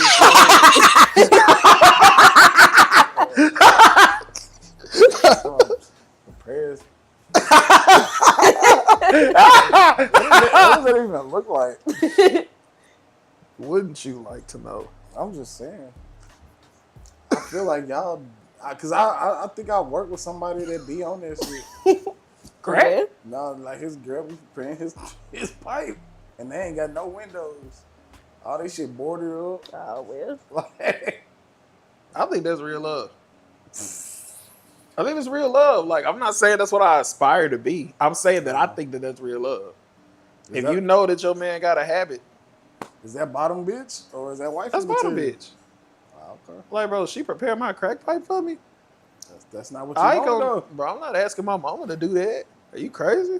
Like, that's my What? bottom bitch. Like, I would share the crack with her. You over here helping me out. That's love. I mean, yeah, that's definitely bottom bitch. I want to get back to that question though Yeah. that they asked. You said there was a question. in Yeah. chat. Mm-hmm. Sure was. Do y'all And I look think- forward? Oh, here we go. He back. Appreciate it. Yeah. Do y'all look forward to what's after death? And ooh, Okay. y'all want to start with that one? Which one? The death one. Yeah, since that one's been What was- waiting to be What's asked. the Well, question? Do y'all look forward to what's after death? I wouldn't say necessarily look forward. And it's not that I see that it as a bad thing or a good thing. It's like based off my own personal beliefs, it's like home base. It's like where my soul goes back to kind of report my lessons here on earth. I mean, I guess, yeah, because it's kind of like a break from this bullshit because there's a lot here on earth. So it's like having a temporary break before I reincarnate and come back and learn the next set of lessons. Kind of, yeah. See the people that I've known, their souls, the ones that were here with me, dad, sister, cousins, all that. Go back, say, hey, what's up? Shake it up. It's nice seeing y'all again. It was crazy down there, wasn't it? Right. And then when it's time, sign that next contract, come on down here, learn the next set of lessons, or help other people learn the next set of lessons. Wow. Okay. So, if you've watched the movie, have you watched the movie Soul? No. It's a Disney movie. Oh yeah, I heard of it. I haven't watched it though. It's really good. So it's about this guy. He's a jazz musician. He plays the black sax, dude, right? Yeah. and he plays the saxophone.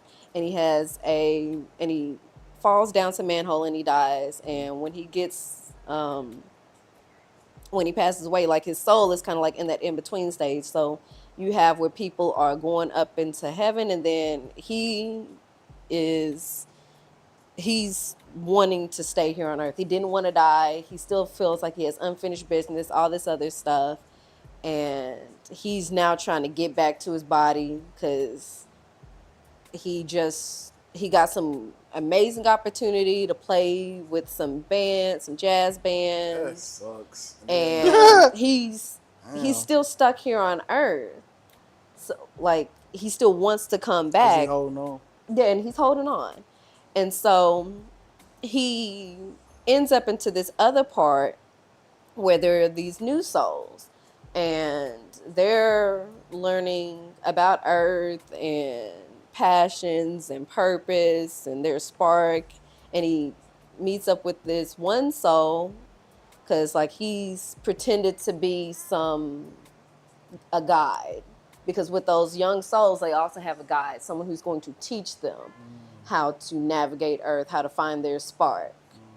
And he's taken someone's name tag and now he's pretending to be them, all so that he could try and get back to his body and go to that concert and perform in it.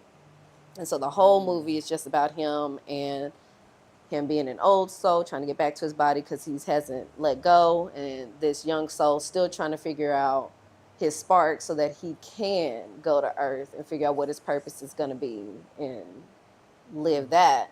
But that's kind of how I see our souls when we pass on. Some of us, we go back and some stay and reach nirvana if you're into Hinduism, heaven or whatever.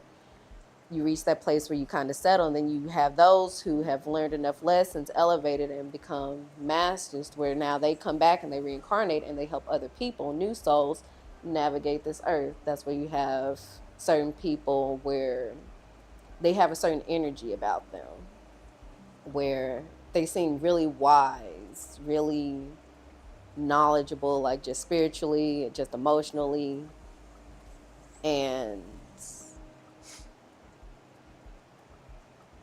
when it comes to death, I don't fear it in that aspect, because that's where I feel like I would be more like a mentor. Like, I also look at my birth chart and where it is, and so it's like right now I've come back kind of like as a mentor type on the spiritual, like someone to help other people navigate that. Now, you can accept it or you don't. I'm not forcing it, but I don't fear death because I feel like I'll, one, being reincarnated. I'll get to see the people that I've known in this lifetime and other lifetimes. Yeah. So it's not really scary.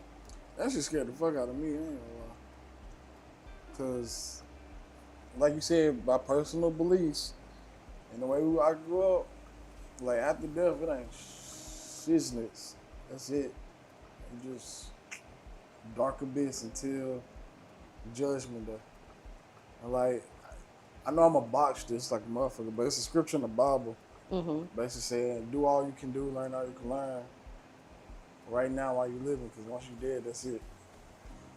Because a dead man can't do, they say like working, a dead man can't learn nothing, basically do all the stuff the living can. You know what I'm talking about? I know what you're talking about. So like, oh, that shit scared me. See, and that's where I take that and I interpret it differently. Yeah, you do everything you can here. You learn everything you can here because this lifetime is your one lifetime to learn this version of you, this lesson. So I don't see, like, that's where it gets different when it comes to life after death for us. Because I don't think that it's some dark abyss. I think it's just a place where our souls go back to home base. But you still here, you still learn what you can, because once you're gone, once you've crossed over, you can't come back to learn these lessons. Now you're going to be entering a different contract, doing a different thing, living a different life. So, reincarnation. How y'all feel about that? How you feel about it? Oh, I 100% believe it. I think I've lived many different lives. So, reincarnation. Why? And I ain't gonna say I believe it, but yeah, I'm gonna say that if it was a thing, why don't we remember our past lives? Because you're not supposed to. You're here for this life. By remembering your past life, and actually, you know what? Let me back up. Some people remember their past lives because there's something from their past life, from a previous life, that they need to understand, or they're here for a specific purpose that requires them to be able to hold on to that knowledge. There are some people here where you're not supposed to remember your past life at all, either because it has nothing to do with why you're here now, or it would hinder you, or you're just not ready for it. At some point, you might be able to remember your past life, like with different things like hypnotherapy. If you're ever put in an alignment space where you're given the opportunity to sit down with a hypnotherapist who goes through and is able to help you remember your past lives, that would be a moment where you're now at a space where you can accept it. So if you don't believe in reincarnation, then you might not ever get to experience what a past life would be if you have one, or know anything about it, because you're not even open to it now. So why would spirit show you something you're not ready for? You're just gonna doubt it, say that it's not real, and what's the point of even doing that? It's like a waste of effort. That makes sense. I would want to remember everything, though, I ain't gonna lie. Because my thing is, like, what do we learn then? If you don't remember your past mistakes, past achievements, what's the point? I think that's more scarier than death itself. It's a learning experience being here on earth. So, I mean, you're not meant to, for you to really, truly get the lesson, you can't remember those past lives because they were also completely different than now. You could have been brought up in a time where, you know, there's no AC, that you're living in a hut somewhere. The lessons you learned then, you might not fully need to know now, but you know them on some subconscious level where you might mimic certain things. Like, I've explored my past lives a little bit. Same thing that's gone throughout all of them is some form of healing. Like, and being connected to the spiritual in that aspect. And when you look at your birth chart, the certain degrees, they tell you where you've leveled up, like in a video game. Like for certain of mine, I'm at 29 degree, which is like high master level. And then at first degree or 0 degree, you're at the very beginning of learning this lesson. So this might even be the first life where you've even had to encounter this certain thing. So knowing what you went through in your past life, it might not even be beneficial because you haven't gone through this before. This is the first time your soul has ever experienced this circumstance. So knowing what happened back there, it's not going to do anything for you now. There's no point. But if you're depending on that degree, like where I said where I'm at 29 degree, and it's in one of my astrological signs, it deals with spirituality.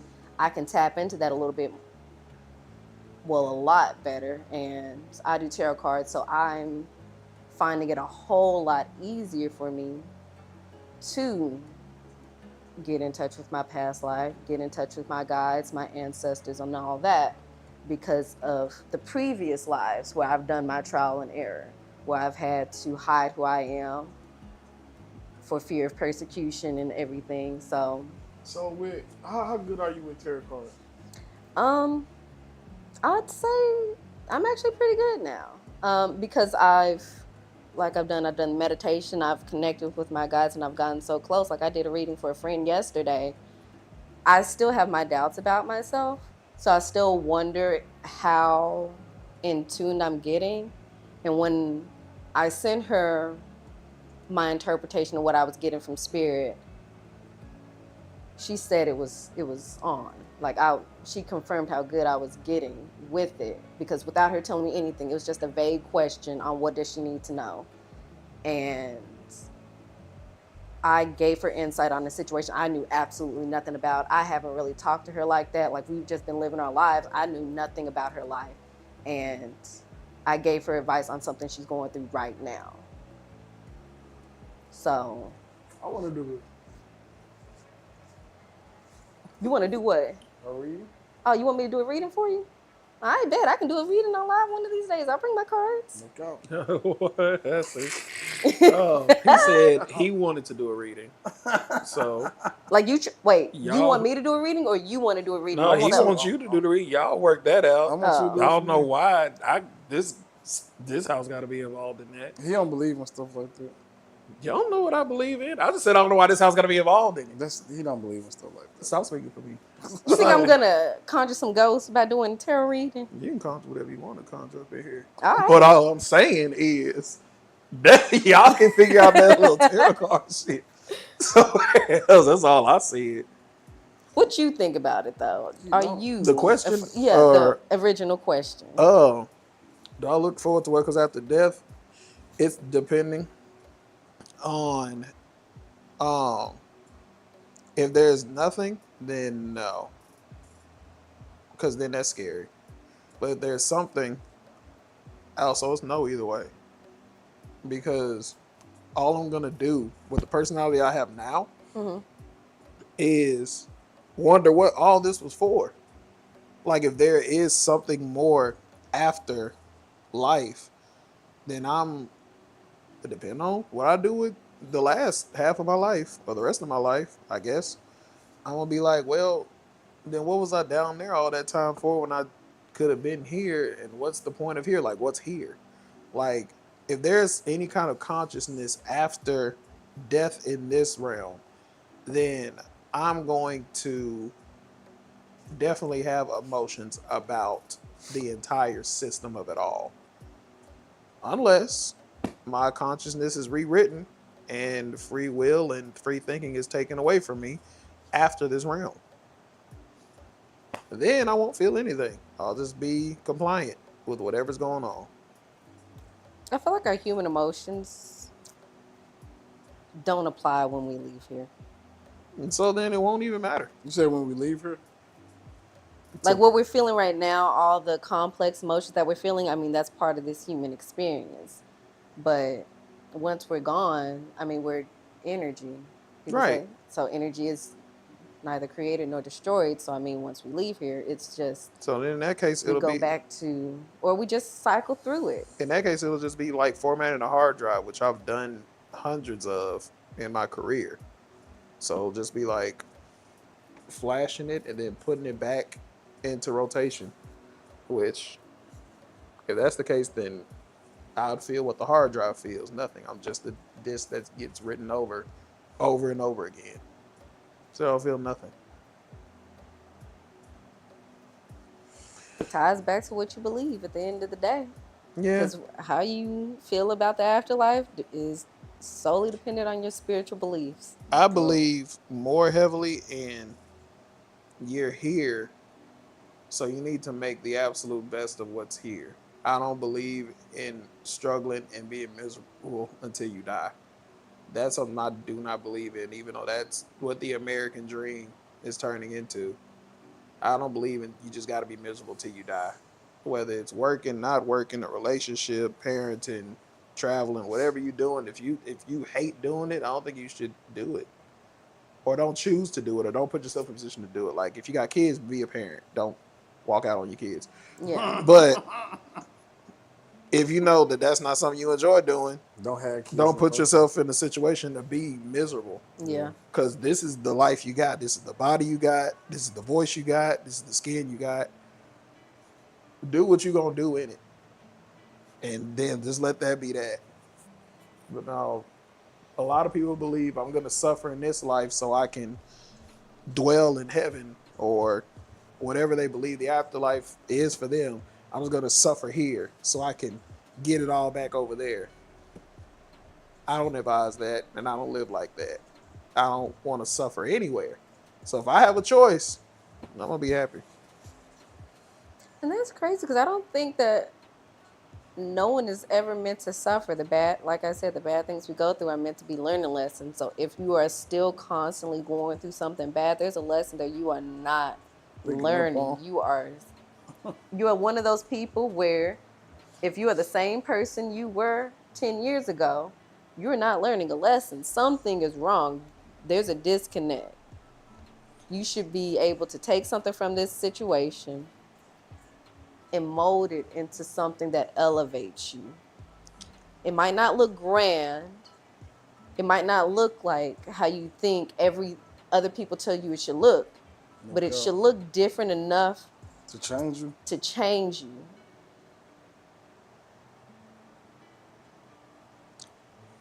Agreed.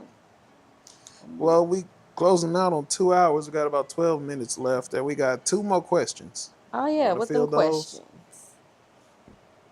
What's y'all's favorite cheating story or the most painful?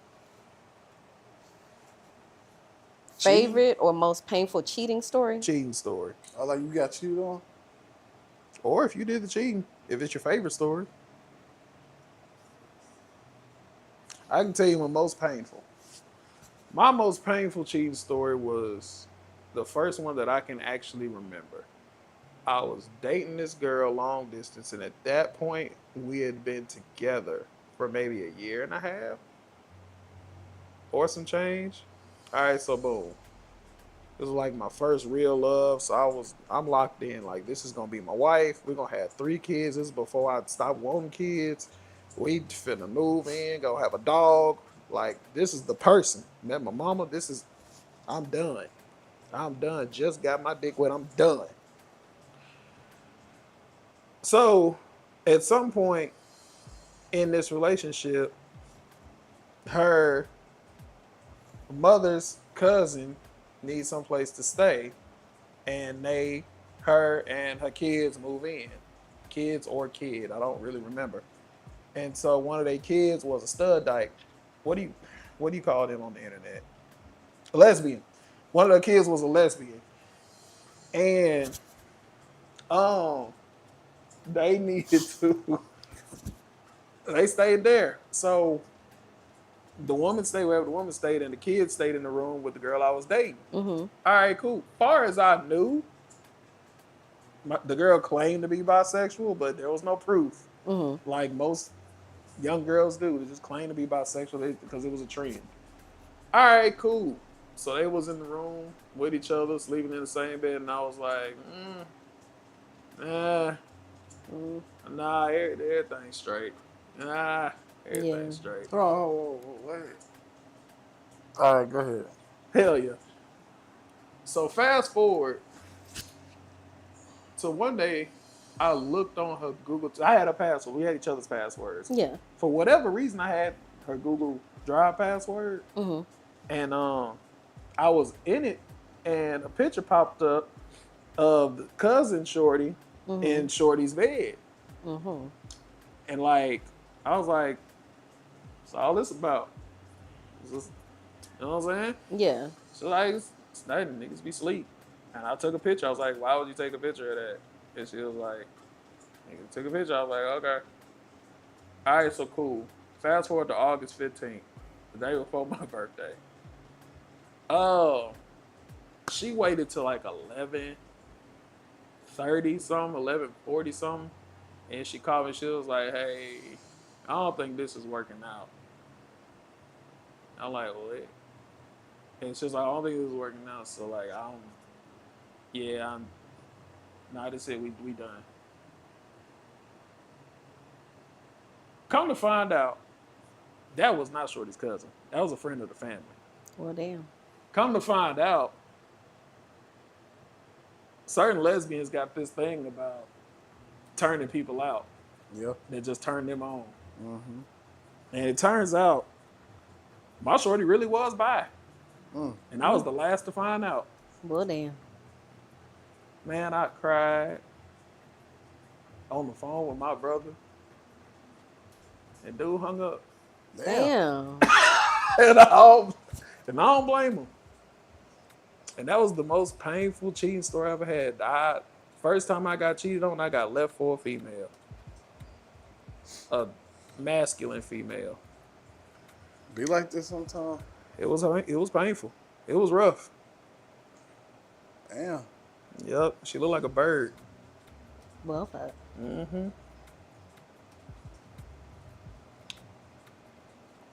I don't think there was a happy ending to it. I don't remember nothing else. I don't think there was a happy ending. You want to go? Cause I don't got no stories where I've been. I'm pretty sure I've been cheated on, but not where I didn't found out about it. Cause my whole thing about that is I never look. Like I always feel like if I should know, it'll show me. Like my perfect getting cheated on and seeing and shit. It's like I want my girl to be getting set out, and the dudes that sell her out put it on Facebook and tag me in it. Like, that's my dream cheating. Of me find out somebody cheating on me. Well, damn. I know it sounds extreme, but it's just me. I have never been that type to like go through phones or find information or like just peek at something. So I don't really have no stories of somebody cheating on me. Let me think about it. Yeah, come back to me. Well, damn. So I got one. But the thing, damn. I'm not gonna lie, y'all. I'm contemplating on if I should tell this story. Oh, I got one. Oh, I got one. You want me to tell mine first? Go ahead and tell you. I ain't gonna 'cause say I'm who still the girl. thinking. I guess I probably know this story, but I ain't gonna say who the girl is. If I know the story, we'll fill in the blanks, y'all. Nah, hell no. So we had a kickback. You know what I'm saying? Me and this lady, we get in a relationship. We had a kickback or whatnot, and her and her homegirl at the time had a fucking kickback somewhere else, and they end up they was living with the girl's sisters or whatnot, and they was all sleeping with each other or whatnot. Not sleeping with each other, but just sleeping with each other. And so the girl I hooked up with, the next day we had a kickback ourselves, me and my girlfriend at the time. We kicking it, and we playing that finger game. Put your fingers down if you ain't never did this. You did, you know. Yeah, put a finger down. Yeah, and my homeboy Dre, he's so childish. He asked my girlfriend at the time, it's her turn. Asked her like, have you ever gave head to somebody? Oh no, you told never have I ever. Never ever have some shit like that. Okay. But it's me, Dre, the girl I'm talking to at the time, and the other girl, and then this crippled nigga with no arms or legs. Oh. We all had a kickback. That's our kickback. So dude he asking the questions or whatnot. Like, I gave head to a girl or some shit like that, and my girlfriend looked at the girl that we was with or whatnot. She looked at her and they looked at each other and they started laughing. And I'm like, wait. And then Dre being childish was like, what y'all trying to say? Y'all giving each other head? And the girl that my girlfriend was friends with, she looked at us and was like, I ain't never gave no girl head. And it was like, so my girl gave you head while we was together? And it's like, what made me so mad about it is like, not only did you get at that woman head, but like, she basically like honing you at the same time, making you look like a duck.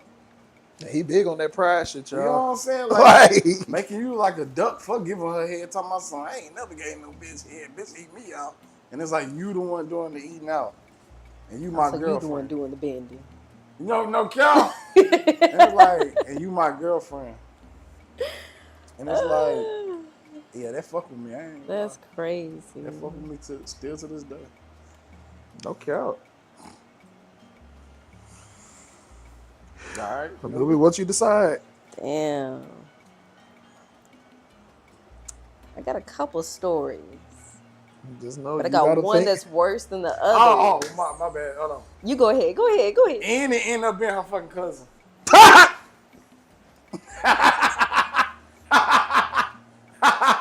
But everything happened for a fucking reason, you dumb bitch. Who said that? No cap. And Well, they there's still a plot twist right and they there. still be talking to each other. It's so weird. I would never. Bro, never. Gave my cousin head. Gave my cousin head. Oh, God! Gave my cousin head. What the fuck she get? That's crazy. Yeah, they found out like 2 days later that they was cousins. Damn. Shit, we done got the hard part out the way. Bro, what? Cap. The fuck you get, bitch? I don't get tired. But all right, your turn. You gotta think it's not responsible for any damages incurred through the telling of these stories. So tell them at your own risk. All right. Well, it's my turn. If you want to tell it. It's not, I mean, it's bad, but You ain't never been bad. it's informative. It's okay. So,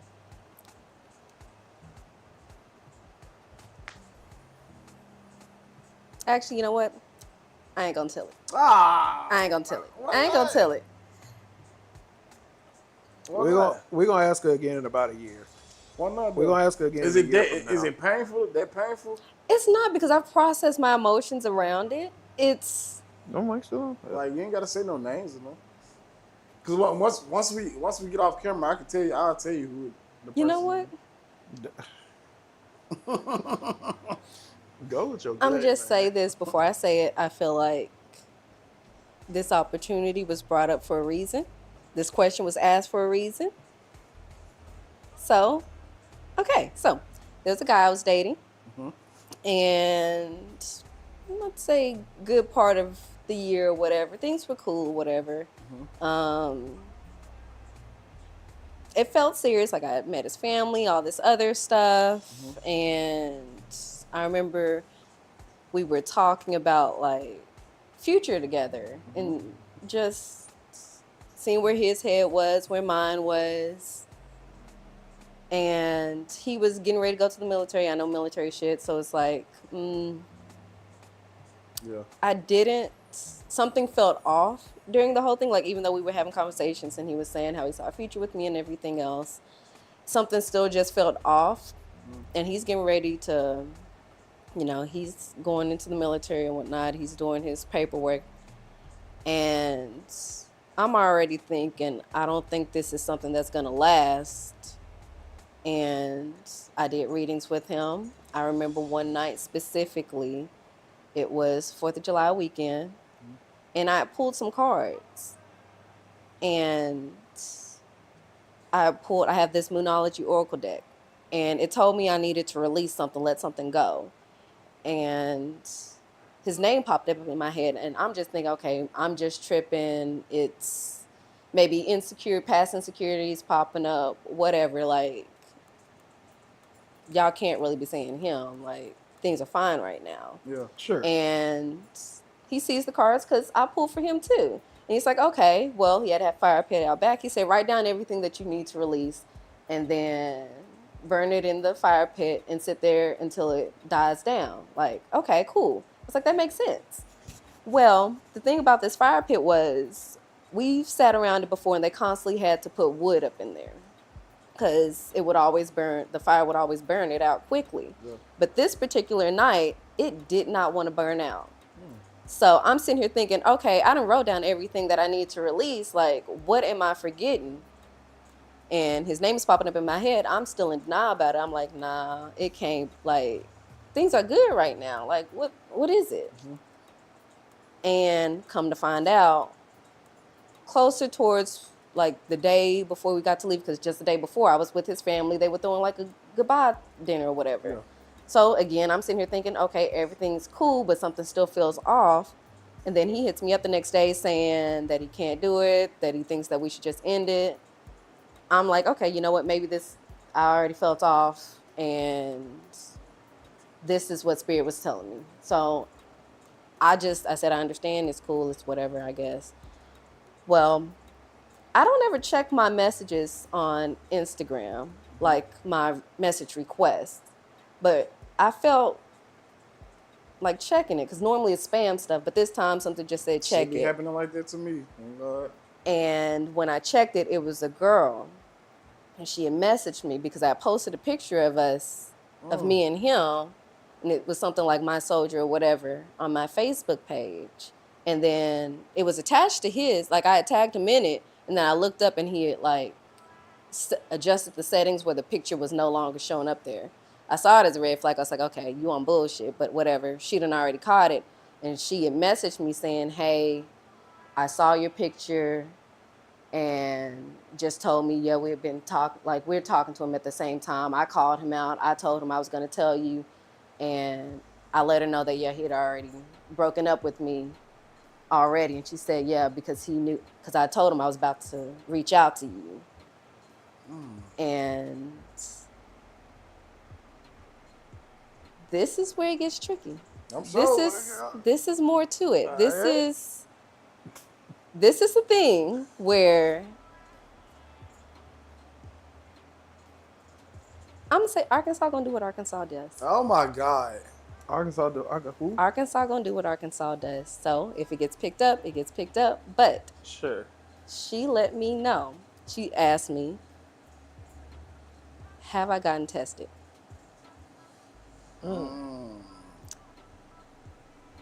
I went to my pap smear. They let me know I had HSV2. And when I reached out to him, because she said that she had it, and she told him, and I can't remember if he denied it with her also, but she was asymptomatic. I was too. I didn't know anything until then because I got blood drawn. Yeah. Right. I always get the full workup. Yeah. I asked for everything no matter what. So I wasn't like, I didn't have any symptoms or anything. So when they called me and told me, of course I was devastated, like, what the fuck? Yeah. And when I reached out to him, he said, nah, that's not me or whatever. But I'd already reached out to her, and she said, yeah, I got it from him. I got it too. So I texted him and I told him, one, like, why are you lying? Like, you're messing with me and her. And she also told me there's maybe a third girl out here who also has it. She may know now, she might not know. Damn. But when she had told him that she was going to tell me, he said that he was laid up with his girl at the moment. But it wasn't me. and it's not her. So I don't know who it was. My nigga just roaming around, just Out here. out, But- just out here. What the fuck? He ended up reaching out to me months later, wanting to absolve his sins and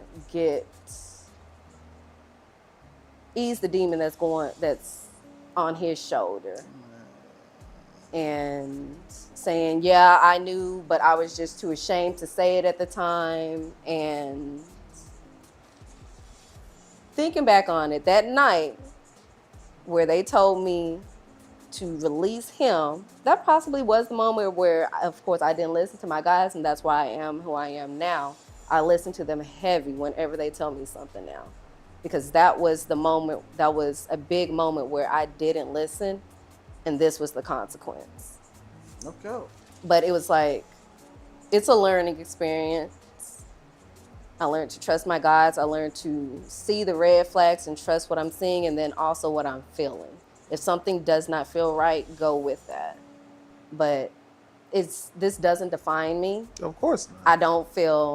I know how Arkansas is, like back when that post was going around and everybody's talking about herpes this, herpes that, this, that, and the other. I felt bad for the women that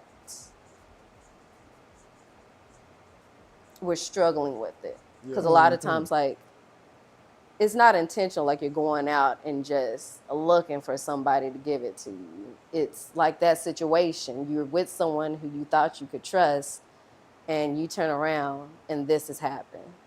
So that would be my most painful one. No cow. That's crazy. So my question Yeah. is,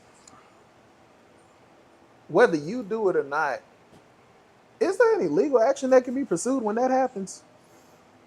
Like, is there any, like, justifiable legal case? Even if I you don't choose not know. to take it. Yeah. 'Cause I don't- I think well- it is. But if the thing that But it's not deadly. That's the whole that's thing. that's what I'm getting at. That's Like, the so first if thing. it's not deadly, can you still? Nah, because it don't. He said he didn't know, but his actions leading up, like, he acted like he didn't want to be intimate. And I just thought that, like, he gave me some story about how his recruiter told him that he shouldn't be having sex right now. I'm not catching red flags that there's probably something else going on right now, but he didn't want to have sex when we were like, we were fine. We were just good a couple weeks ago, but of course, you know, you got to get tested and all this other stuff when enlisting. Yeah. Sure. So Yeah. he found out at some point and still chose not to tell me before he left. And he still continued to go with it. And I don't know if it was before or at, like, of course, I don't know the time. I could have already had it by the time he found out. But at the end of the day, he still knew before me and still did not say anything. And I had to find out on my own. And then when still confronted with it, he still denied it until it was eating away at him. Whatever's going on in his life was eating at him so much that he felt like he had to come and tell me months later and confirm something I already knew, and I don't need your confirmation for it now. I already know who you are. I already know what's going on. Type But I'm shit. good. So what is he doing now? Is he in the army or? Yeah, he in the army. I don't know what he doing, but he in the army. I hate niggas so much. Moral of the story: everybody stop cheating. Oh God. Everybody stop cheating. All y'all. Yeah. And get tested. Stop That's cheating, the thing. bro. I was tested. Like, I this was is- good before him. That I nigga talking I about- made sure I was always getting tested before and during. And it wasn't too long. Like, that's why I know it wasn't too long after he enlisted, because before we had started talking, everything came back clean. Everything was good. Because you don't cheat. I don't. Yeah, no, I don't. No, I don't. I don't like that kind of karma and energy on me. Talk about it. But I was good. So I honestly, and then during, I had gotten tested again, and I was good. So somewhere between that second test and then is when it got transferred. But I hadn't talked to no one else but him. Yeah. Like when I talk to one guy, I talk to one guy. One, so I can know if I do have sex with them, I know exactly who it came from, and I know exactly who it came from. You ain't gotta worry Out about of Pappy. it. Out of Pappy. You ain't gotta worry about fucking who baby is this and if y'all, you know what I'm saying, you just get pregnant. Yeah, like Yeah, I know right, exactly yeah. what Yeah, shout out to the I know rest exactly of my who it homegirls. is. Bro, speaking, I was finna cheat on my girlfriend at the time. No, listen. You gotta love this show, man. So I was finna cheat on my girl. And like, it felt so weird. Like, if it just, and this normally was a girl I always cheat on her. She always called it every time. Mhm. But we was in the car or whatnot, and she was on some like she was just being too weird about it. And something just told me like, nah, I'm straight. You know what I'm saying? Kind of find out when she was trying to cheat with me, she was 2 months pregnant and don't know who the fuck the daddy is. So she was gonna try and trap you? Bro, she was gonna put that baby on me. I know that for a fact. And the only reason why I say that is because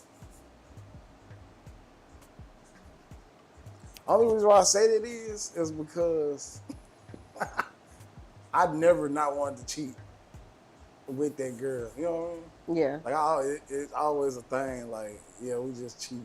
I just cheat on my girl with that girl. But this feeling was just like, nah, like you said, something didn't sit right. I normally go with my gut. You know what I'm saying? So I'm saying like, yeah, that shit was weird. Yeah, man, y'all follow us on OnlyFans. The boy. Get that good. Y'all No follow us. cap. But like, I'm with you on that gut feeling. Like, especially if it's, I don't know, if it's something like that, because it can't hurt you. Like, it can't hurt nothing. If you feel like something is bad for you, Yeah. I say go with your gut. Sometimes staying home is the best decision you could ever make. Oh cap. God. Sometimes. Like, no God. Shout out to all my dead friends. So Well. you ain't got no cheating stories because you don't cheat. But I don't know. I don't cheat either. Nope. We got any more questions? That's it. Last Any comments? one, we over time, but it's cool. Oh, What was the worst situationship y'all have ever been in? 5 years off and on with some MMA fighter. An MMA fighter.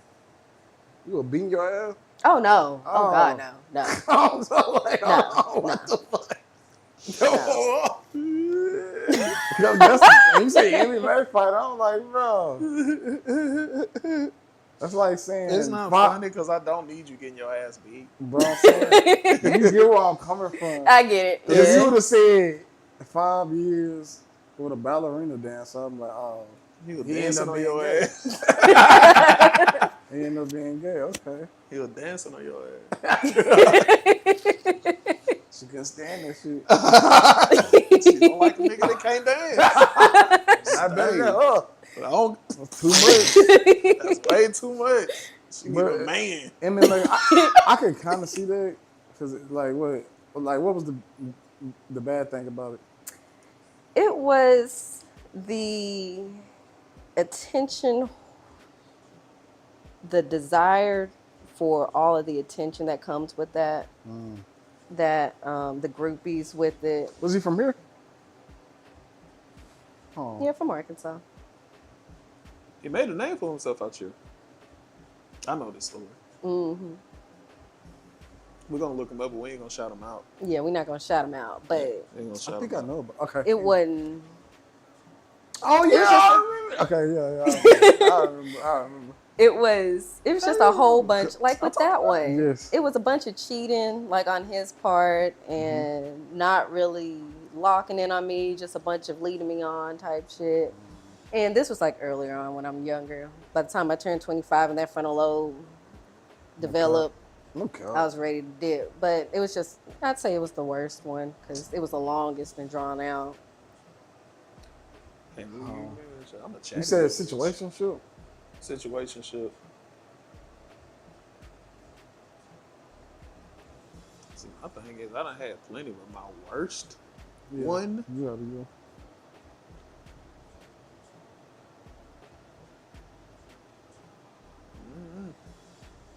I mean, wasn't none of them good.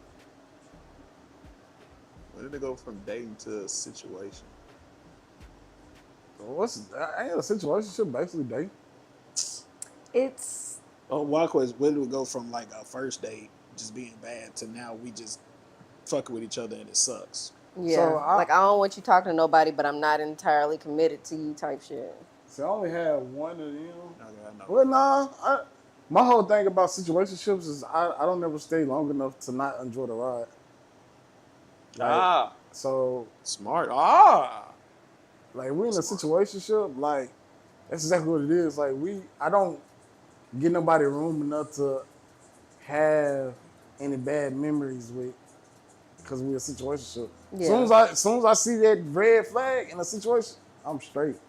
Like the only person that can say that, yeah, we had bad times, good times, is my wife. That's the only real situationship I done had. Yeah. To where we done had bad times and good times, and you know. But any other woman, like, nah, because once we get to that point where I ain't having fun no more, You done. I'm you done. done. I'm straight. Like, I'm good. So, it makes sense. Yeah. That makes sense. That makes a lot of sense. I don't have no. I don't My- have struggles. My worst situation, you know who it is. It lasted probably 2-3 years. I met her when she was pregnant and she had a newborn. And then I stuck around for that. And then, like, it was just a bunch of on, off, side, friend with benefits, back off, Yeah. call when ain't nobody around. I tell people that we just friends and I ain't going nowhere, tell the truth, start lying. It was just a bunch of everything all together at once. And then I feel like in a situationship, it's a must to come in there with your red flags already identified.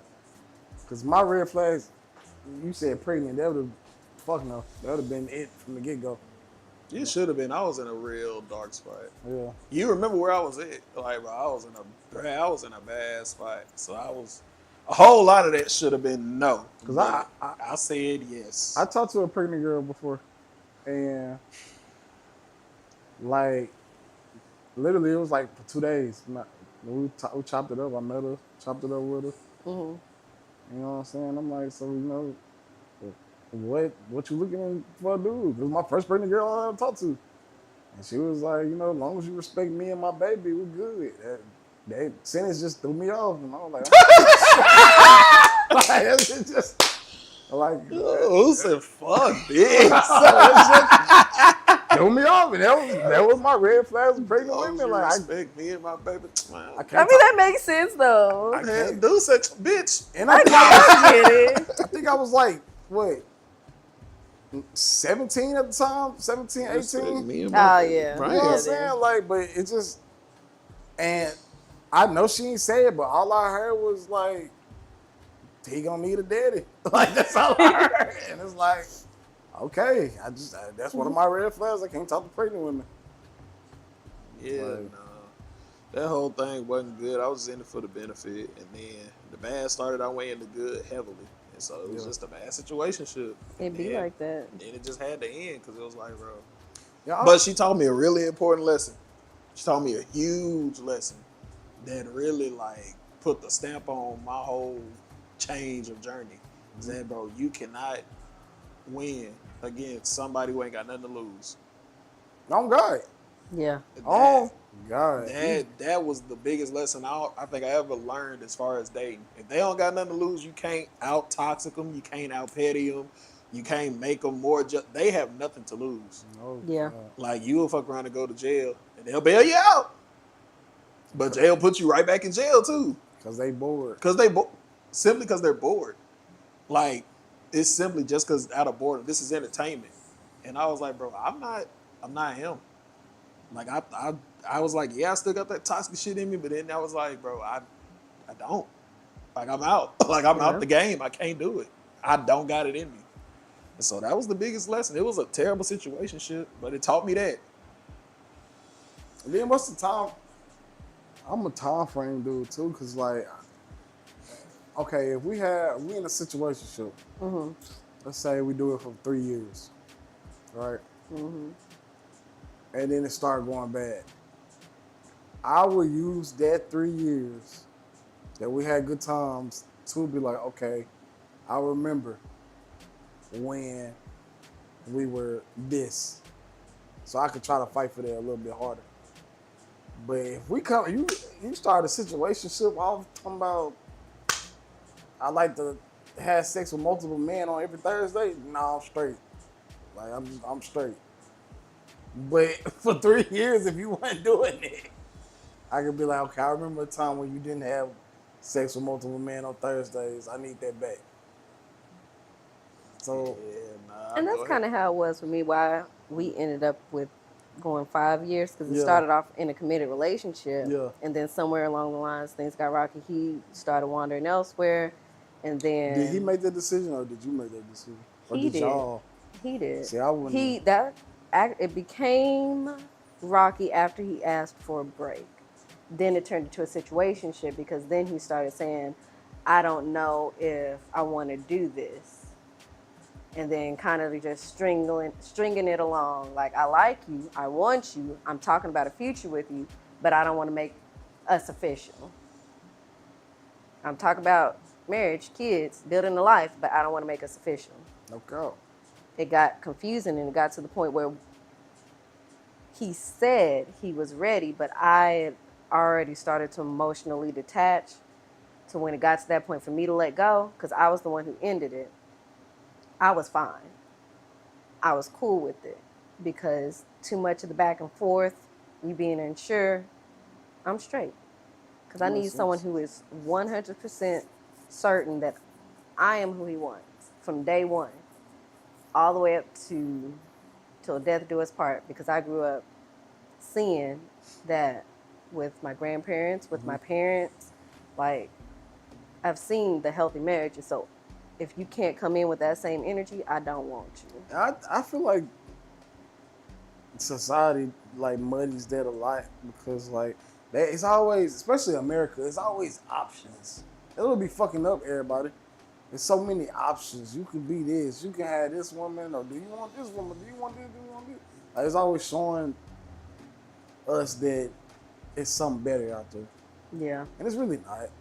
It's really not. Like, yeah, you could probably get a better looking man or woman, but that's all it's gonna be, a better looking man or woman. They're not gonna have the traits that you need. Or, That's facts. Facts. like, but yeah, I don't know. I think it's harder on each generation too, because like back when our grandparents, and I'm gonna sound like an old ass man, but that TV and Yeah. and that entertainment, that's what's showing us that, yeah, man, you got about 5, 6, 7. Back in their generation, nigga, they ain't had no TV, and if they did, it was black and white, so you really ain't seeing shit for real. And It's like who you it said, is it wasn't around pushing the gay town. agenda, right? That too. Right. I mean, even with that, like, That's what you said.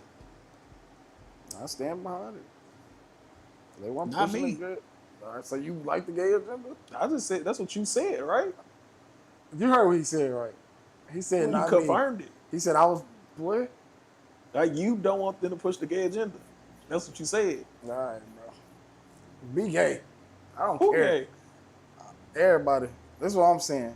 Like, and then even with being gay, like, it's a lot of options out there. I mean, there are.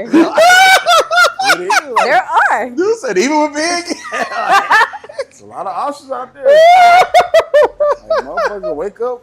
And I mean, I'm not 'cause, saying like, people do You that, a but big motherfucker, wake up and be like, yeah, I don't- That's not a new thing either. It's always been there. That attraction to the opposite sex has always been there. It's Yeah. just that as society has grown, like with TV, with social media, and with the way people are perceiving it now, people are able to be more open about it. So, and it's more accepted to where more people are able to come out. It's not as stigmatized. It is celebration, hence we got Pride Month now. Whereas before, you would have gotten lynched, dragged, beaten, and killed Thrown over if a you bridge. came out.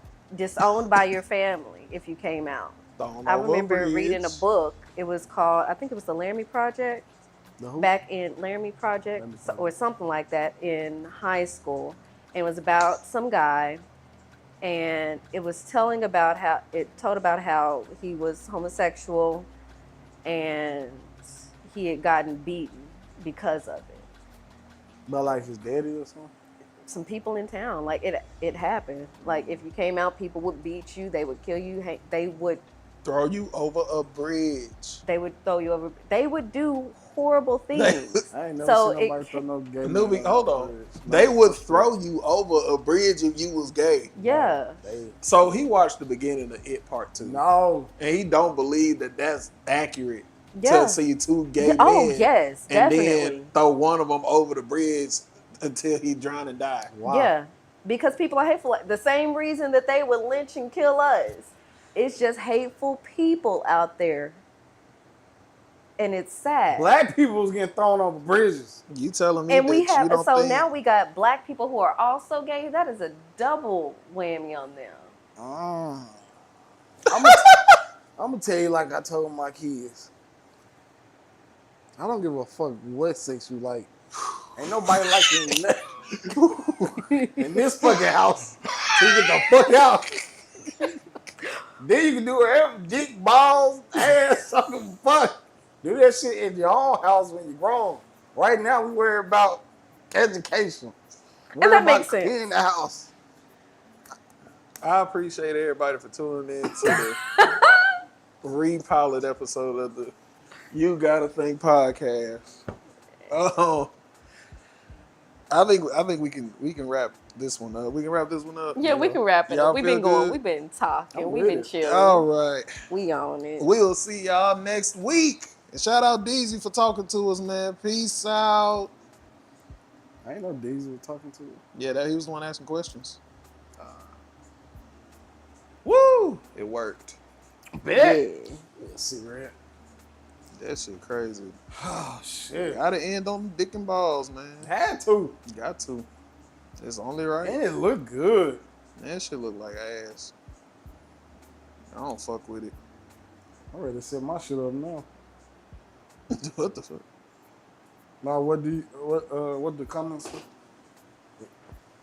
Oh my god, that shit worked. You took the mic off?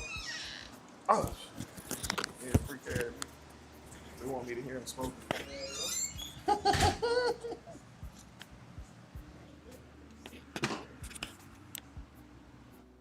At first, I hated these mics, but nah, they actually sound pretty good.